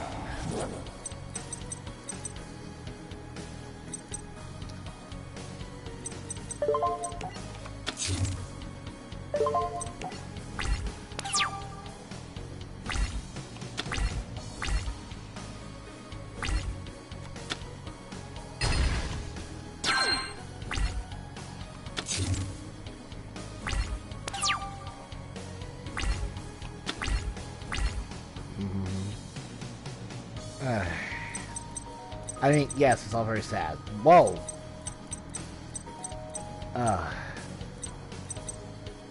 I'm really,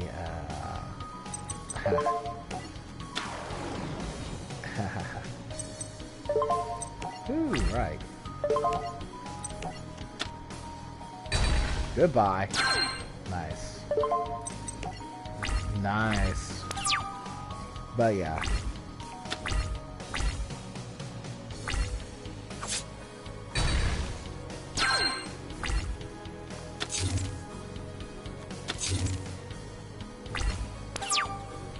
I mean, it's a little screwy, but...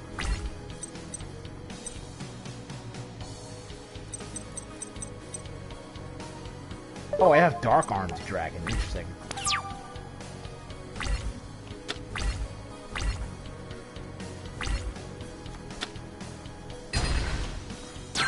Alright, that's 4.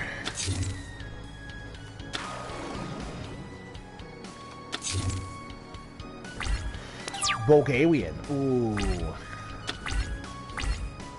If I don't get anything to counter that, it's gonna be a problem.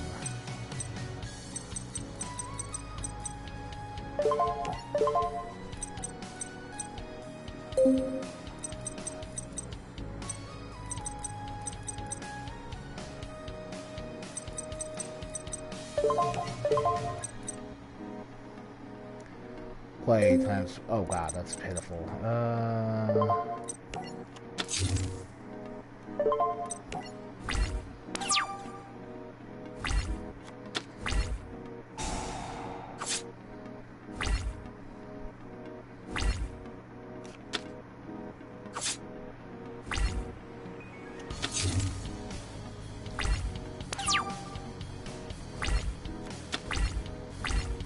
Well, gotta go for Chaos Zone.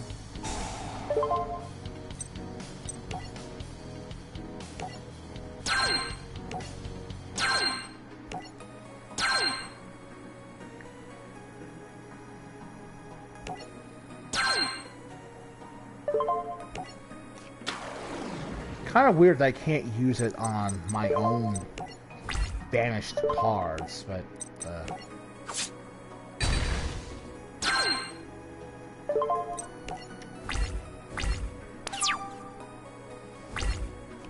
oh, America still busts out his god. Like whatever he wants. This is gonna be a problem. Oh.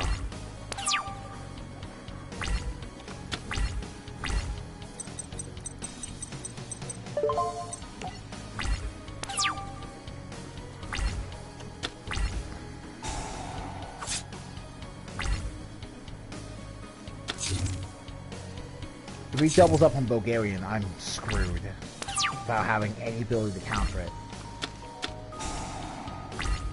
Well, that won't hurt me, luckily.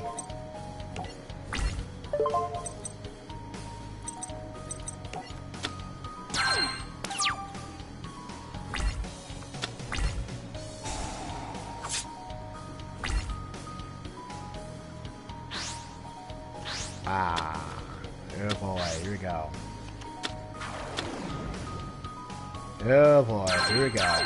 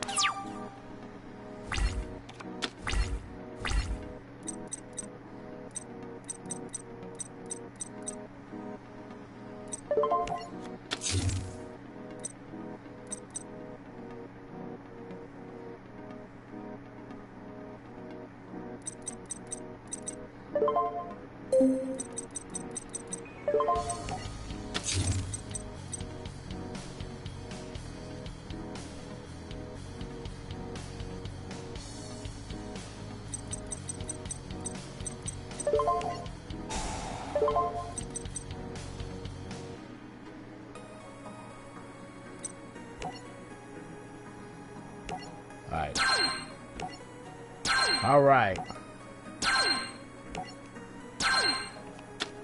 New Doria, you're up. Nice. So, Merrick is the only player who had the God card in his deck up to this point who managed to summon your god card. Or what? Sure, let's activate Skull Layer.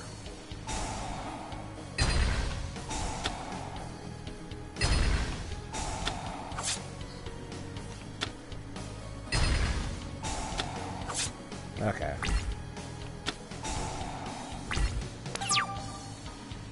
So that didn't go the way I thought it would. Oh my god.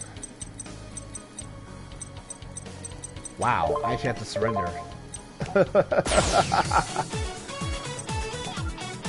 I actually have to surrender because I had no idea how that would go. I wouldn't have made that move if I had known that. If I had, I would have won that duel right there, but I'll be right back.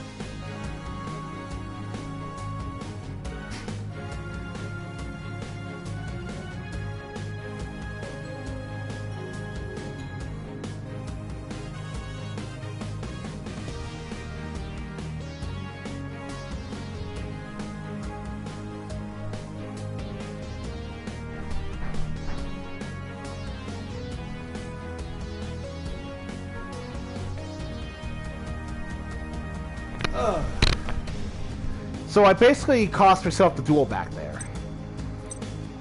Ha ha ha.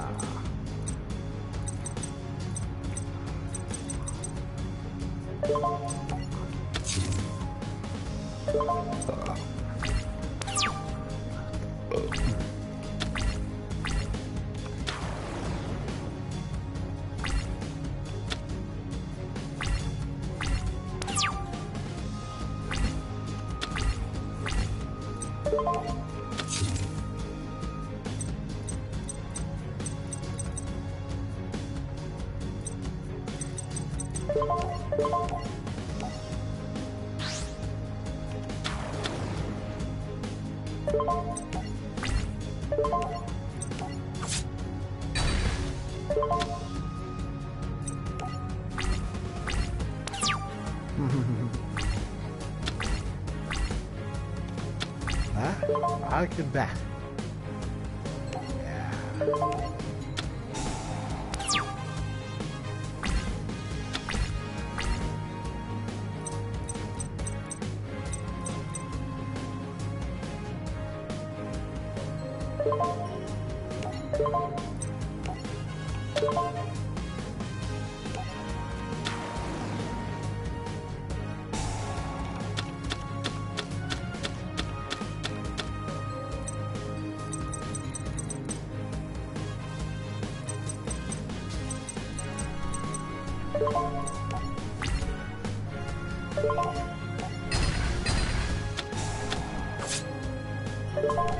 There we go, much better.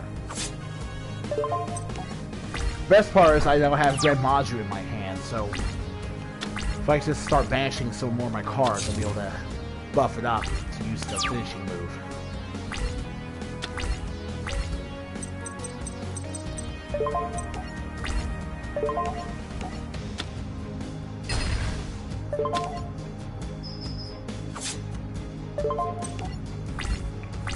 Unfortunately, rematches like this tend to be less climactic than the previous match due to the situations involved. Like, I basically won in a way that is not at all satisfying to me, but I don't... But at the same time, it's how ridiculous this game gets. It's not really something I can afford to care about too much.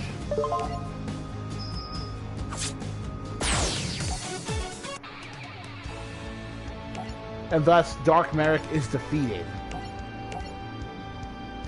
The real Merrick is set free. And he's happy now.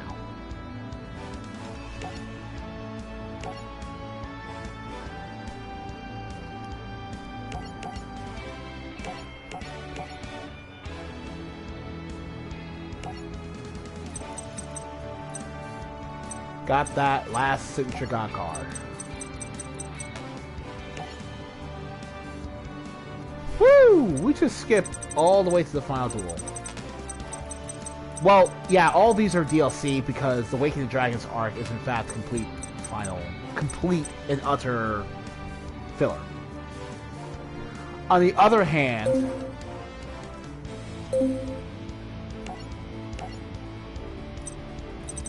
it actually makes sense to skip to the final duel because in the manga, there aren't actually any more games of duel monsters played after Battle City.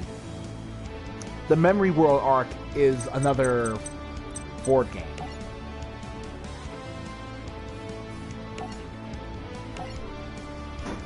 At this point, we are now introduced to the Doma crew.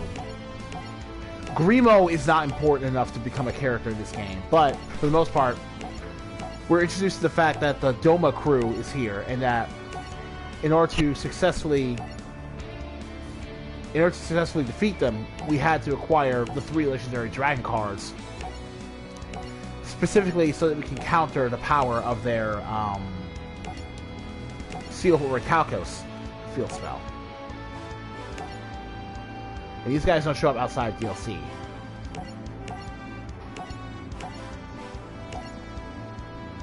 I feel like Imelda is one of those cases where they should have just made him a woman.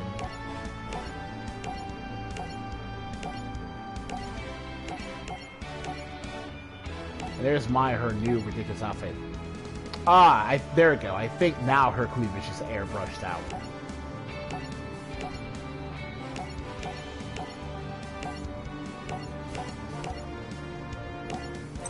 This is a Joey duel, so New Red Eyes is for sure what you're going to go with.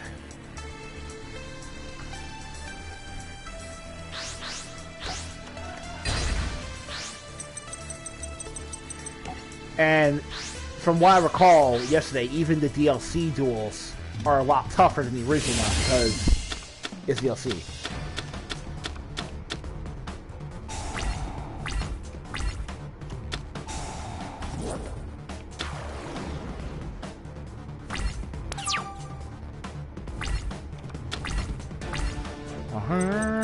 Oh yeah, look at this. It's a real card now. That's probably the wildest thing to me. For years, Seal of Orichalcos was just filler nonsense that would never see the light of day. Now it's a real printed card.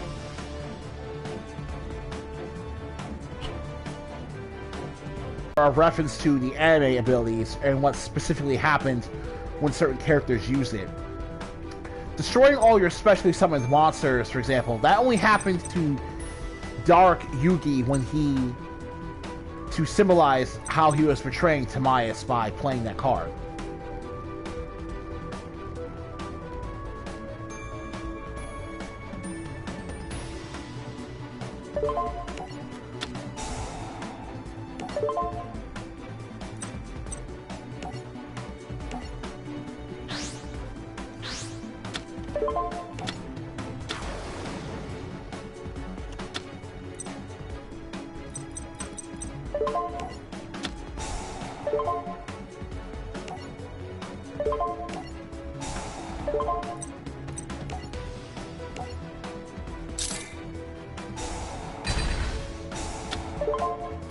This is perfect right here.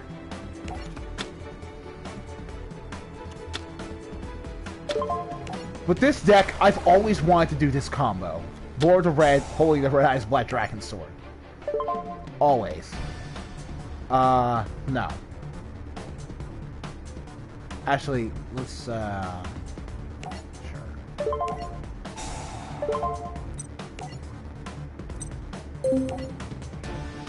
Try to destroy the seal, won't work. But you're wide open for massive, massive damage.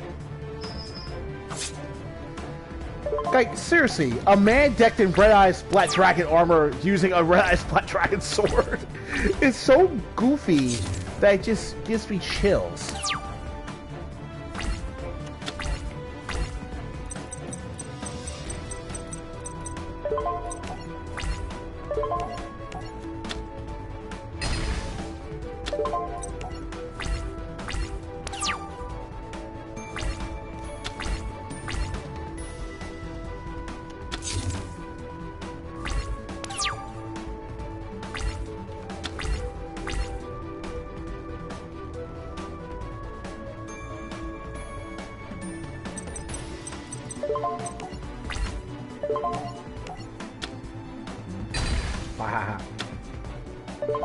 Haha. Does he have backup?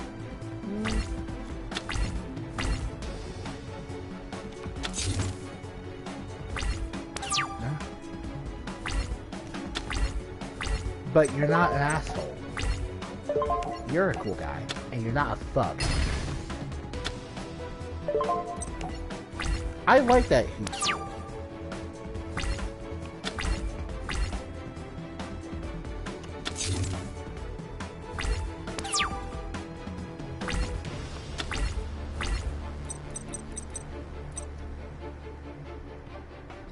Oh.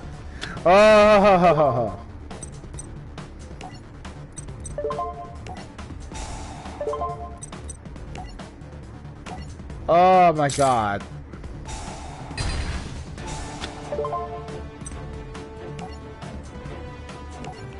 This is literally like something out of a fanfic now.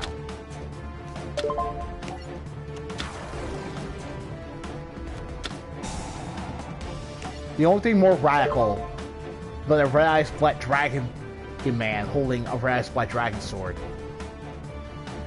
is a red-eyes black dragon man holding two red-eyes black dragon swords. I'm disgusted at this character. You literally made him up when you were 8 years old.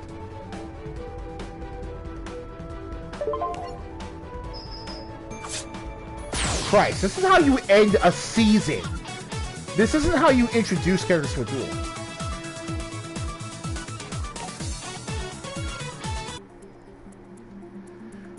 No, Rudolph. I'm not a noob. I'm far from it.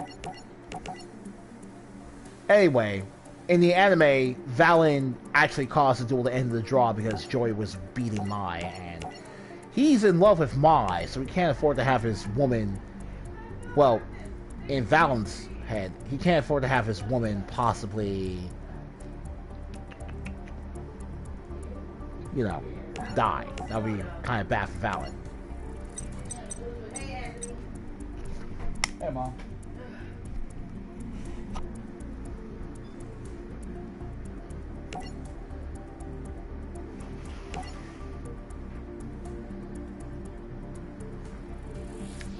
No, I'm not on the leaderboard, Rudolph. I haven't touched multiplayer. Now, Imelda's backstory of Kaiba is more like Imelda's backstory with Gozaburo. Gozaburo used to be a capitalist war profiteer, selling weapons around the country in order to benefit from them. An unnamed country suffered from this type of war profiteering, and that country is where Imelda comes from.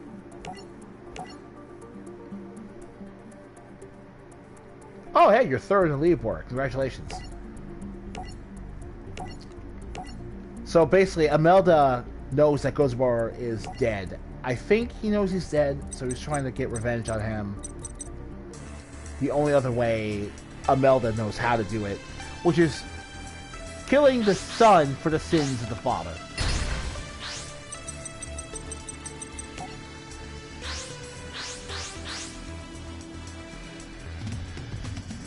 You're Tight Smash Mall 14 on the leaderboards. Okay. I hope I pronounced that right.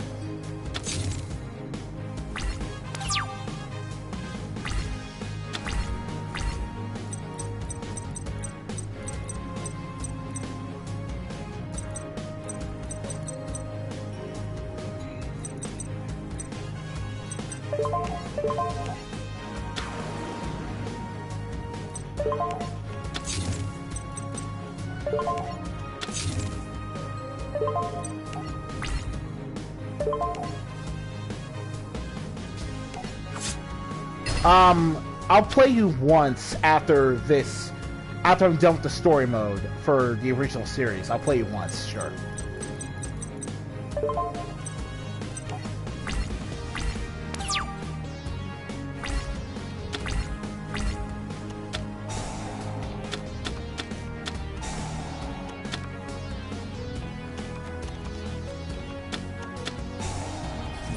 It's amazing how no one ever did something as mundane as using terraforming to search for the Silver Calcos.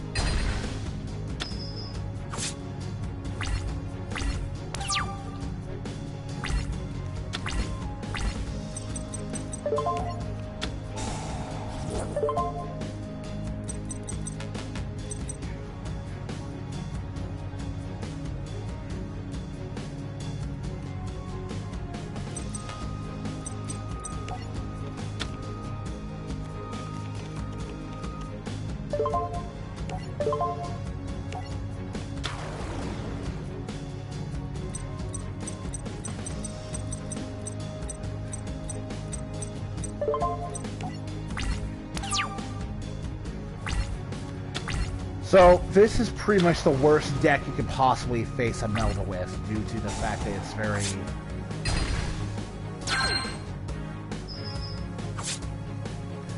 I do not need help making a deck.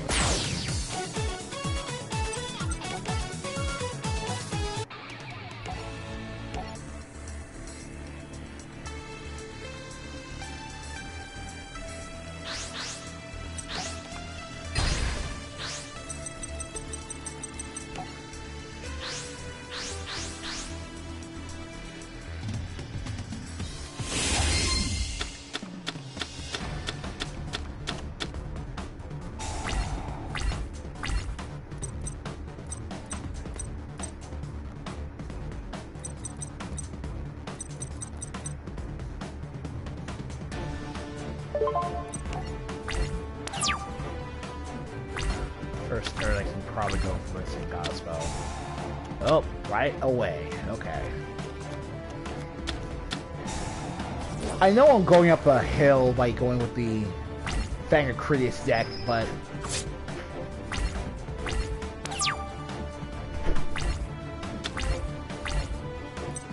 seriously, I don't need help making a deck. If I need that, I can just use a website.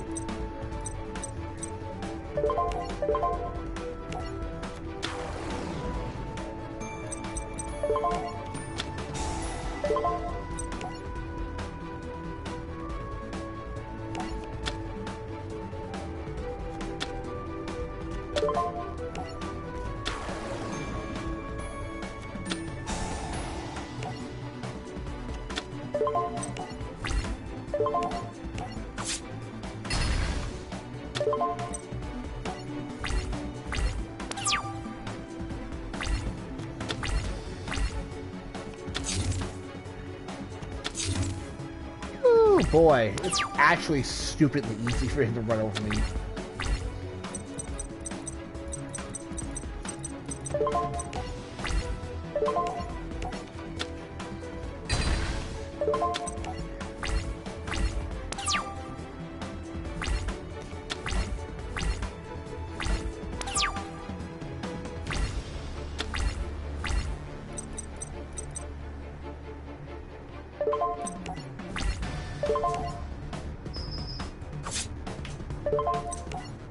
We're more or less even now. Okay.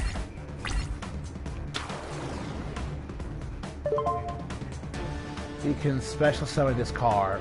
You can only special summon a dining thing once you turn this way. When you summon this way, you can on the whole floor lower floor or also you can special summon that this side field.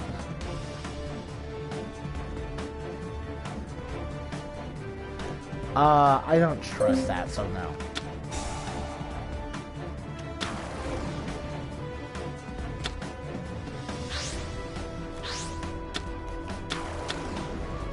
Ugh.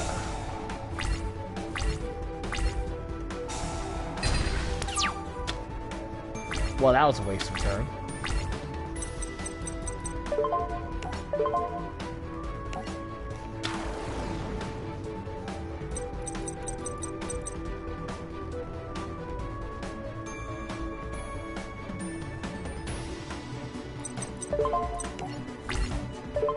I have the faintest idea why it didn't attack me. I have no clue what it is that stopped it from attacking me, but...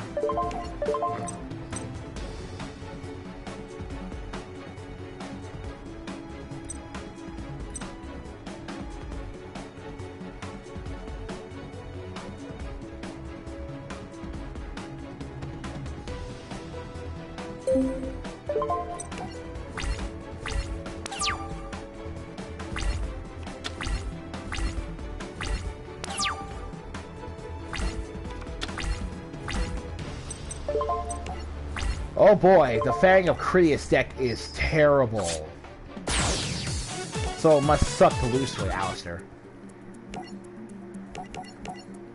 Yeah, Alistair's backstory isn't really interesting. Like Alistair is literally just a really bad rival to Kylo. He's only after him because of his past.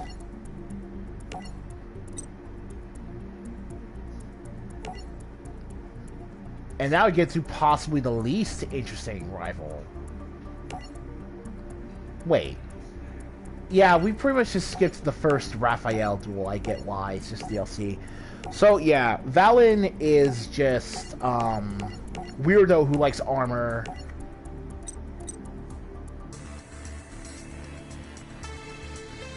Valen's backstory is that he grew up a violent punk, even worse than Joey did.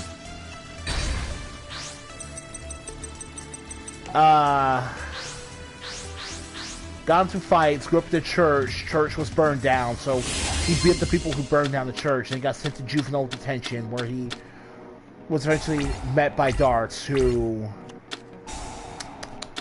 gave him the Seal of Orichalcos and ordered him to beat people in duels with it, so that he could keep capturing souls for them, for him. All that good stuff.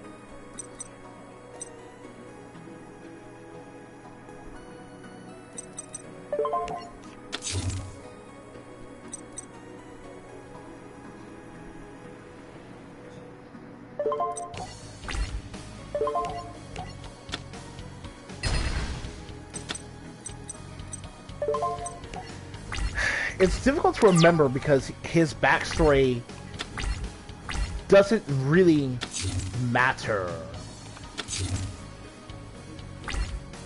towards his rival. It's only important that he wants to get into, he wants Mai. That's really it.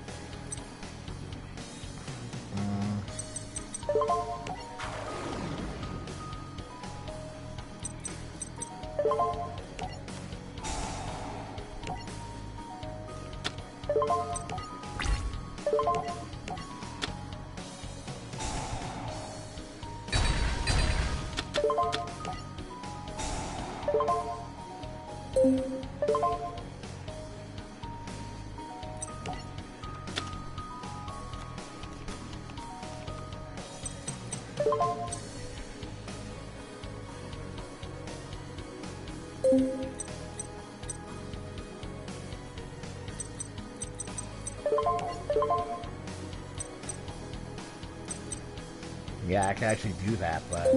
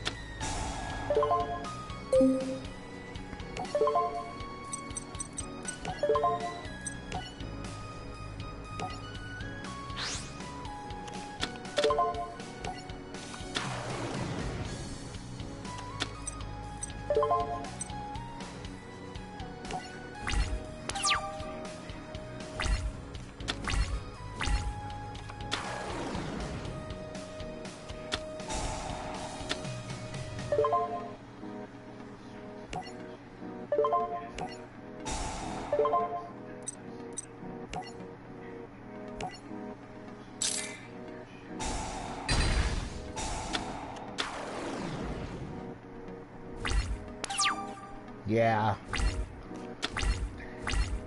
Unfortunately, to this day, there has been no possible way to...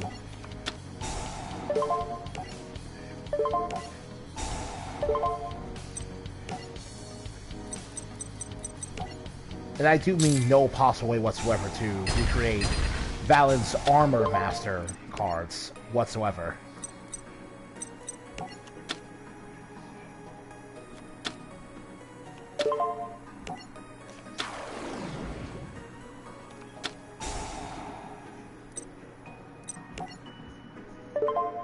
Yeah, look at this.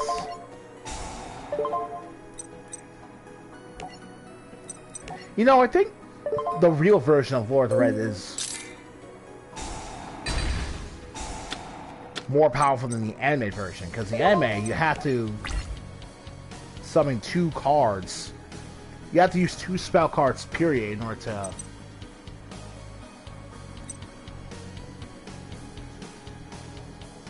win the duel.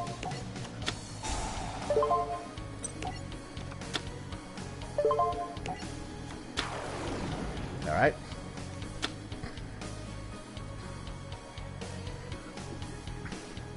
Hello there, the Prince X.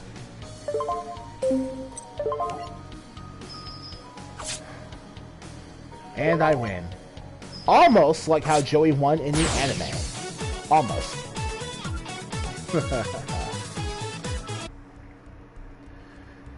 Yeah, that's it. The seal took you down.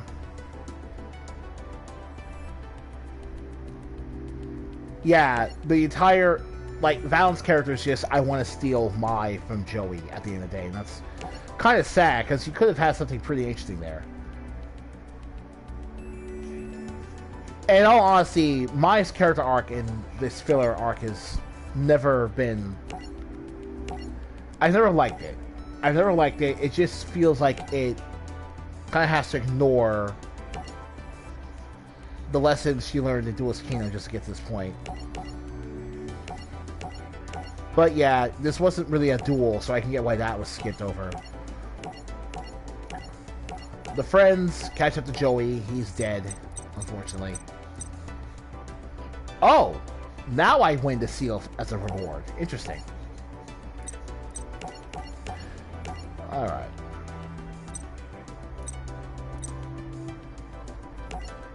The Guardian Duel. So, Dark Yuki's character arc in this filler has been the one thing I have never liked. It just, like, a lot of people who like it seem to think that it gives the Pharaoh legitimate character development. But the problem is that the character development is something he already learned from Duelist Kingdom.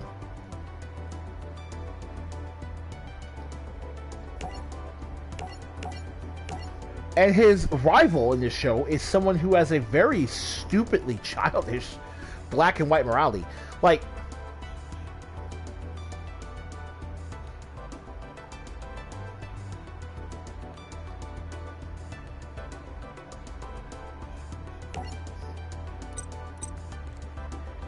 oh, I never used the Psy-Frame deck. Well, that's the secret deck. Chaos, Dark Master, nah. We're gonna go full Arrow Mage here because... Whew.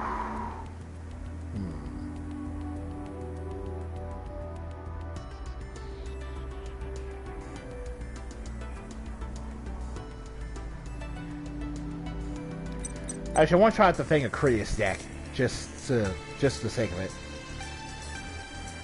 Doma filler arc deal with her character. I thought was really regressive.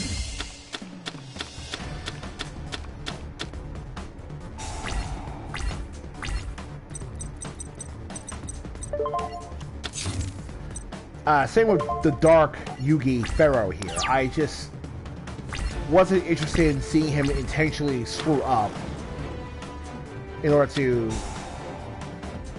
make a point.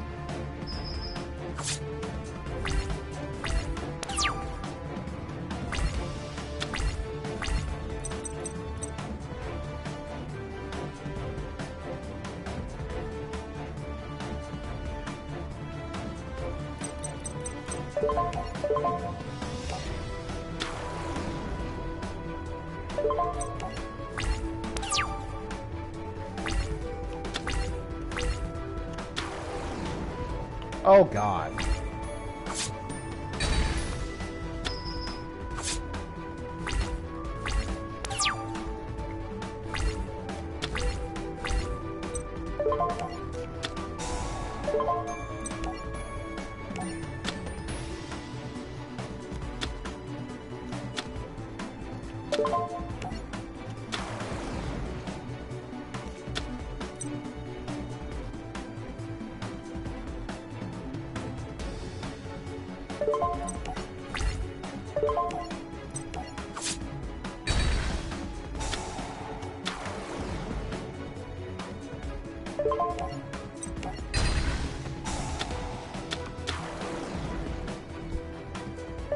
Well, this is an interesting interaction.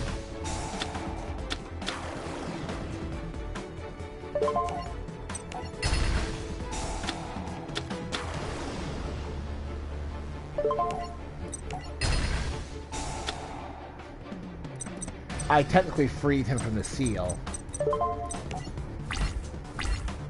But I have to actually win the duel, so...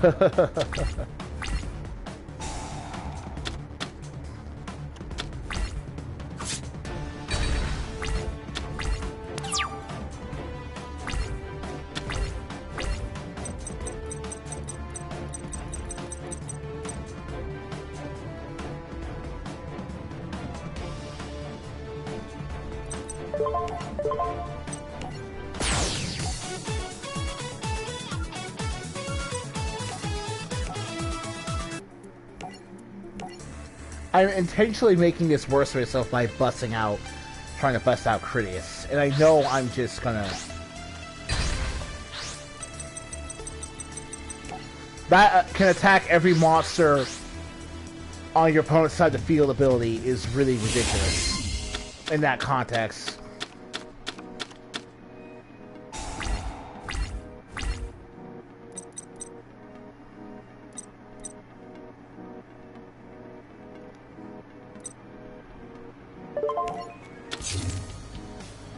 Ooh.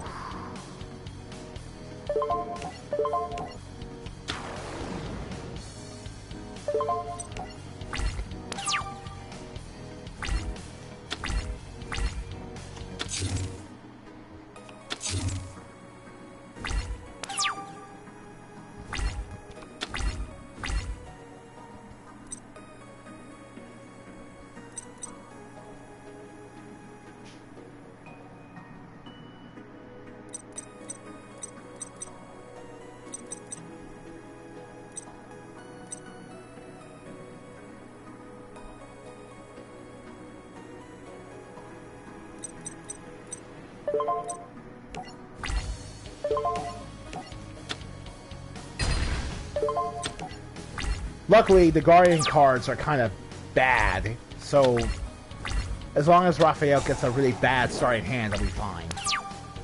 Which he did this time.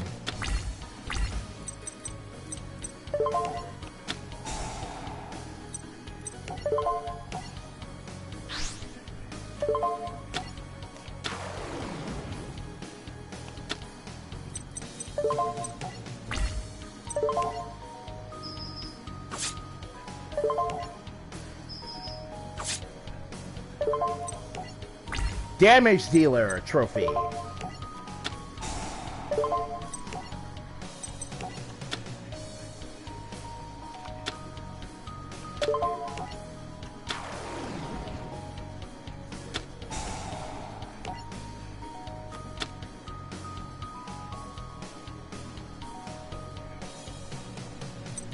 All right then.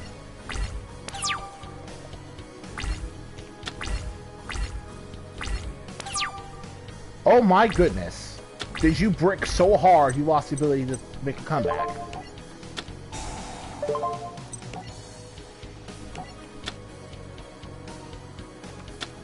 I guess even this crappy deck can have its day.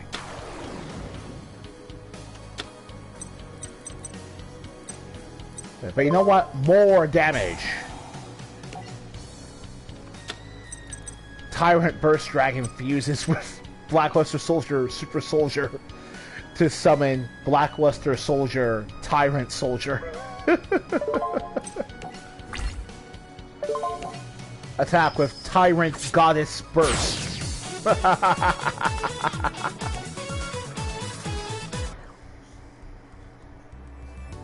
So basically, at this point, it's made perfectly clear that Darts set up the tragedy that all of his underlings went through in order to get them to join his side. Which, when you think about it, also completely undercuts the point this entire stupid filler arc was trying to make about the darkness of the human condition. It's not that people are inherently dark, it's that one dude is going to ruin your life. So don't worry about it. Nothing bad actually happens to people out there. That's hilarious. Alright, time for the darts match. Yeah, so basically, this was originally a Yugi and Kaiba versus Darts duel because Darts is ridiculously OP. Because of that, we're not going to waste any time here. We're going to go with the Air Mage deck.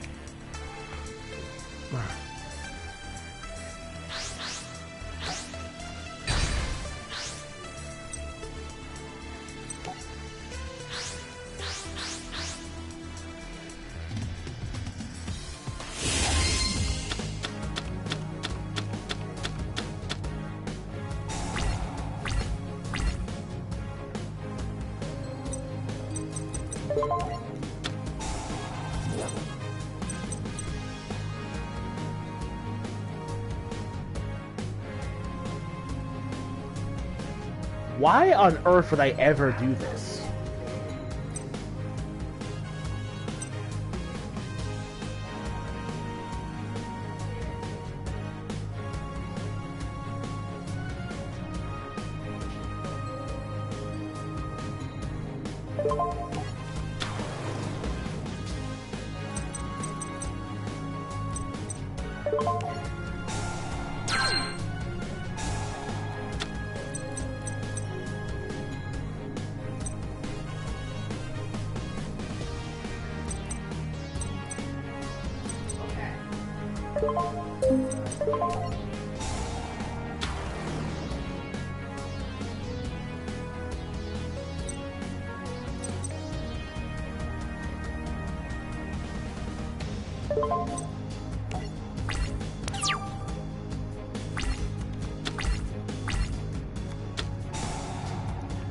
Supply squad. Okay.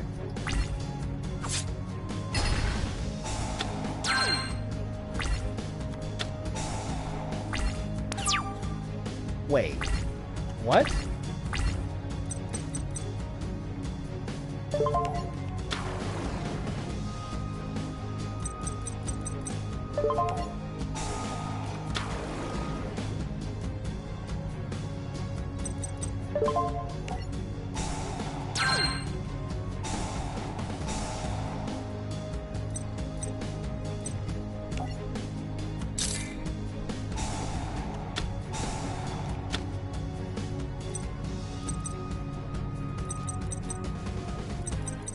Yeah, there we go.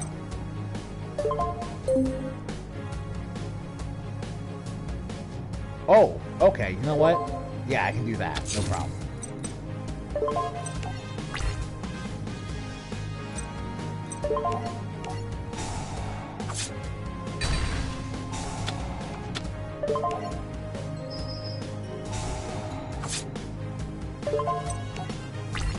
There we go. Air Mage to the win.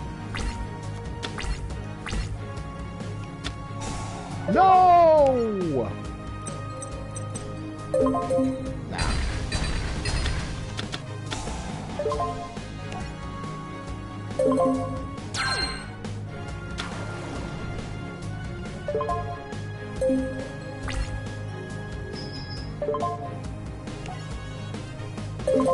Oh my god.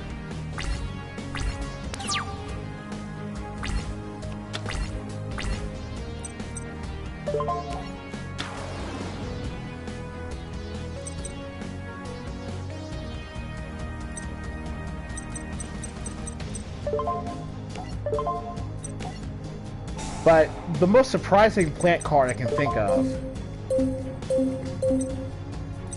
Oh, I messed up.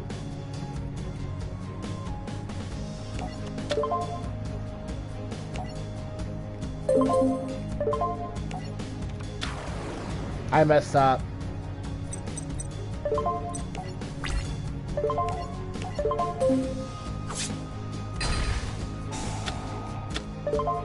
I didn't mean to get rid of my Arrow Mage. I keep forgetting that Plant Knight is a warrior, not a plant.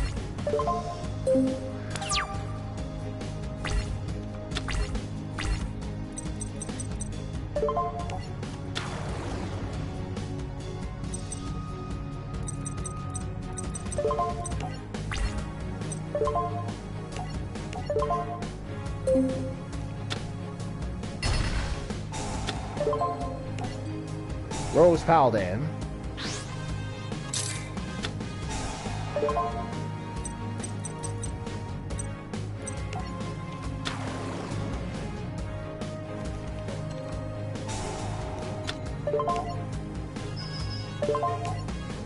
Yes, because you'll never stop bugging me about it. There you go.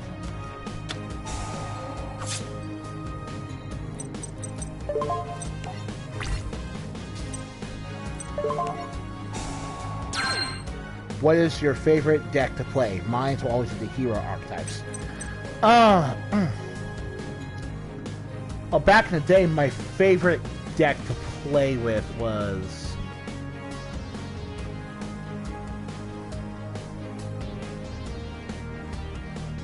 My favorite deck to play was actually, the Synchro Warriors. It was either the Synchro Warriors or the Lightsworn archetype, because I really liked their deal a lot.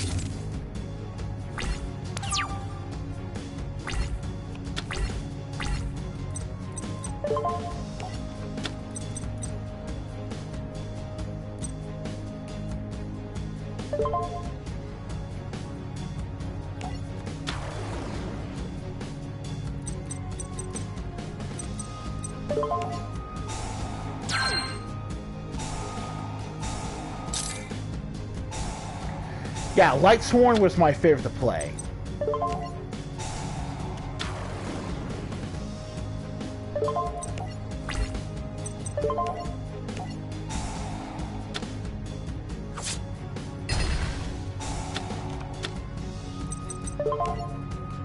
And I win. Yeah, Lightsworn are fun because they're a risk-reward card. Yes, darts, you and your extremely uninteresting plan have been dealt with. Plus, you get a stupid redemption because you were always brainwashed. What a waste of time villain you were. Jesus Christ. I know for a fact that Dart's seal of Orichalcos upgrades were never printed, but his Orichalcos Shooteros was. And I know about his Divine Serpent Geth being, like, way worse in the real world game than it is in the anime. Because of course it is. Final duel time. Right. After that filler nonsense, we went to the memory world, defeated Dark Bakura, who was Zork Necrophades the entire time, got the Pharaoh's true name back, returned to be a Tem.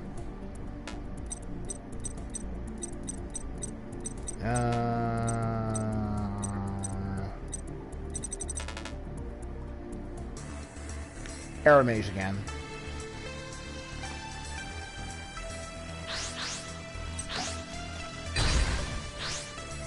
This was for all the marbles.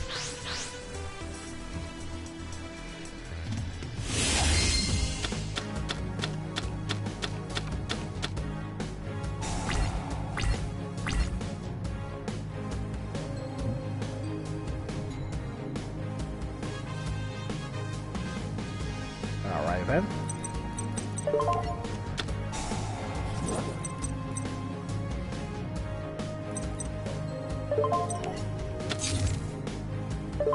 Oh, this combo is so nice.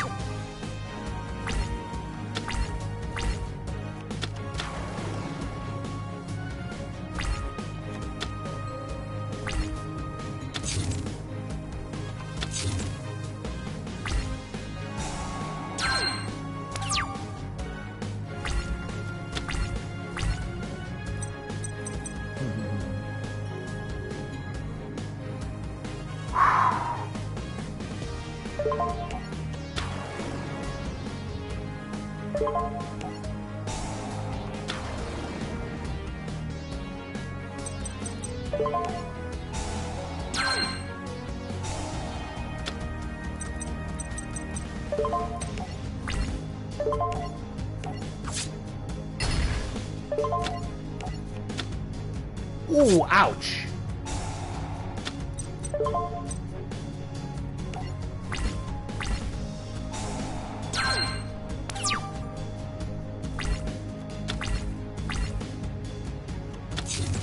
Oh, thank God. That's hilarious. Give me that car. Nice.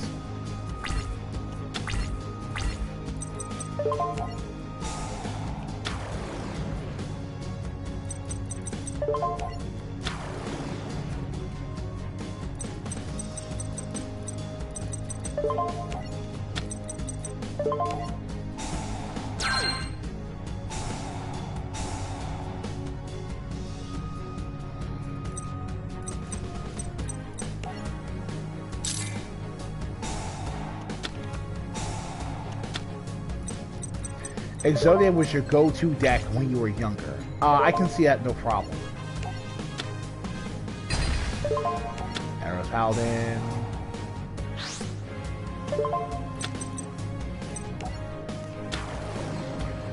Exodia is one of those super fun concepts I like to play around with. Even if in reality it wasn't all that good.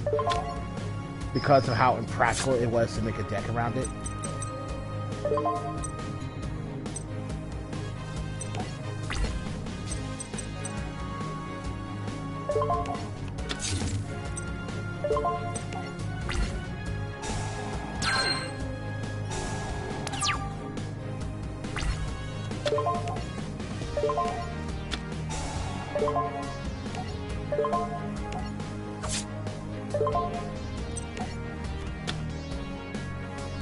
I freaking love this. I freaking love Aramazes. Oh my god. It's such a nice...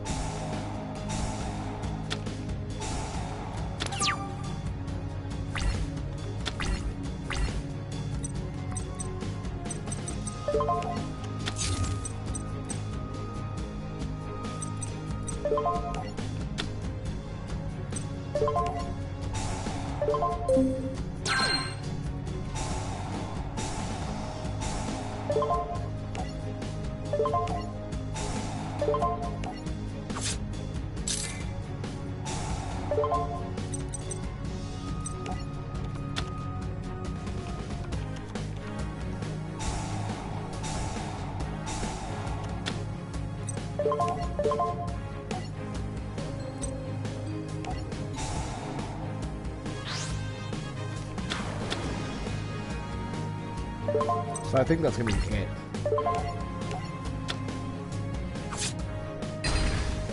Yeah, that's all she wrote.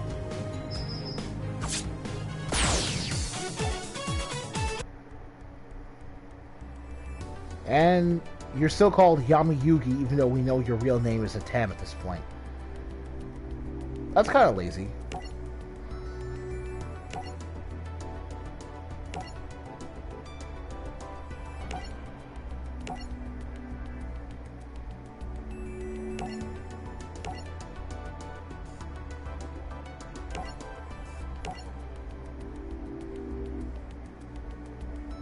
Oh, there we go. That's him. There we go. King of Games. Alright. And we got the Monster Born signature card. Cool. 51% complete.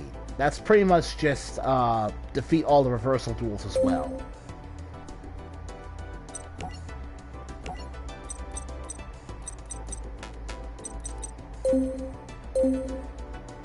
Okay, so Rudolph, are you still there? Cause we can have that duel now.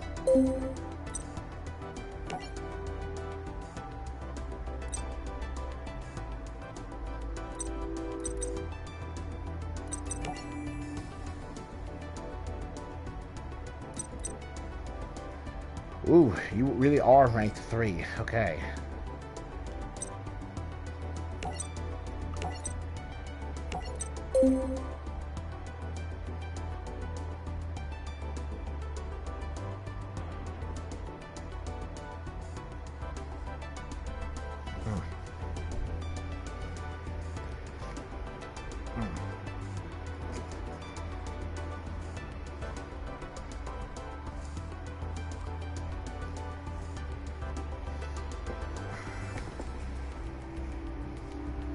Rudolph?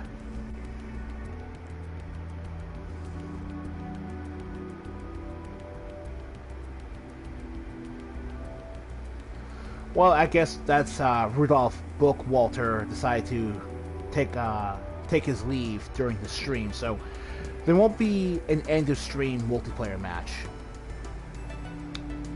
However, thank you and the Prince X for joining me today, regardless. If you liked today's stream, leave a like and subscribe to my channel to be updated, to keep updated on future Let's Play content that I'll be doing. And I'll see everyone next time when I step into the GX era of Yu-Gi-Oh! Legacy of the Duelist. This is Very Melon Man signing off. Have a good day.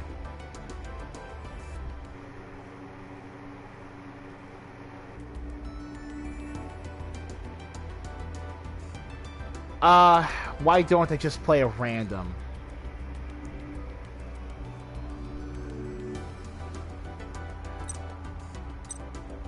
Alright, I'll just do a random. It doesn't matter.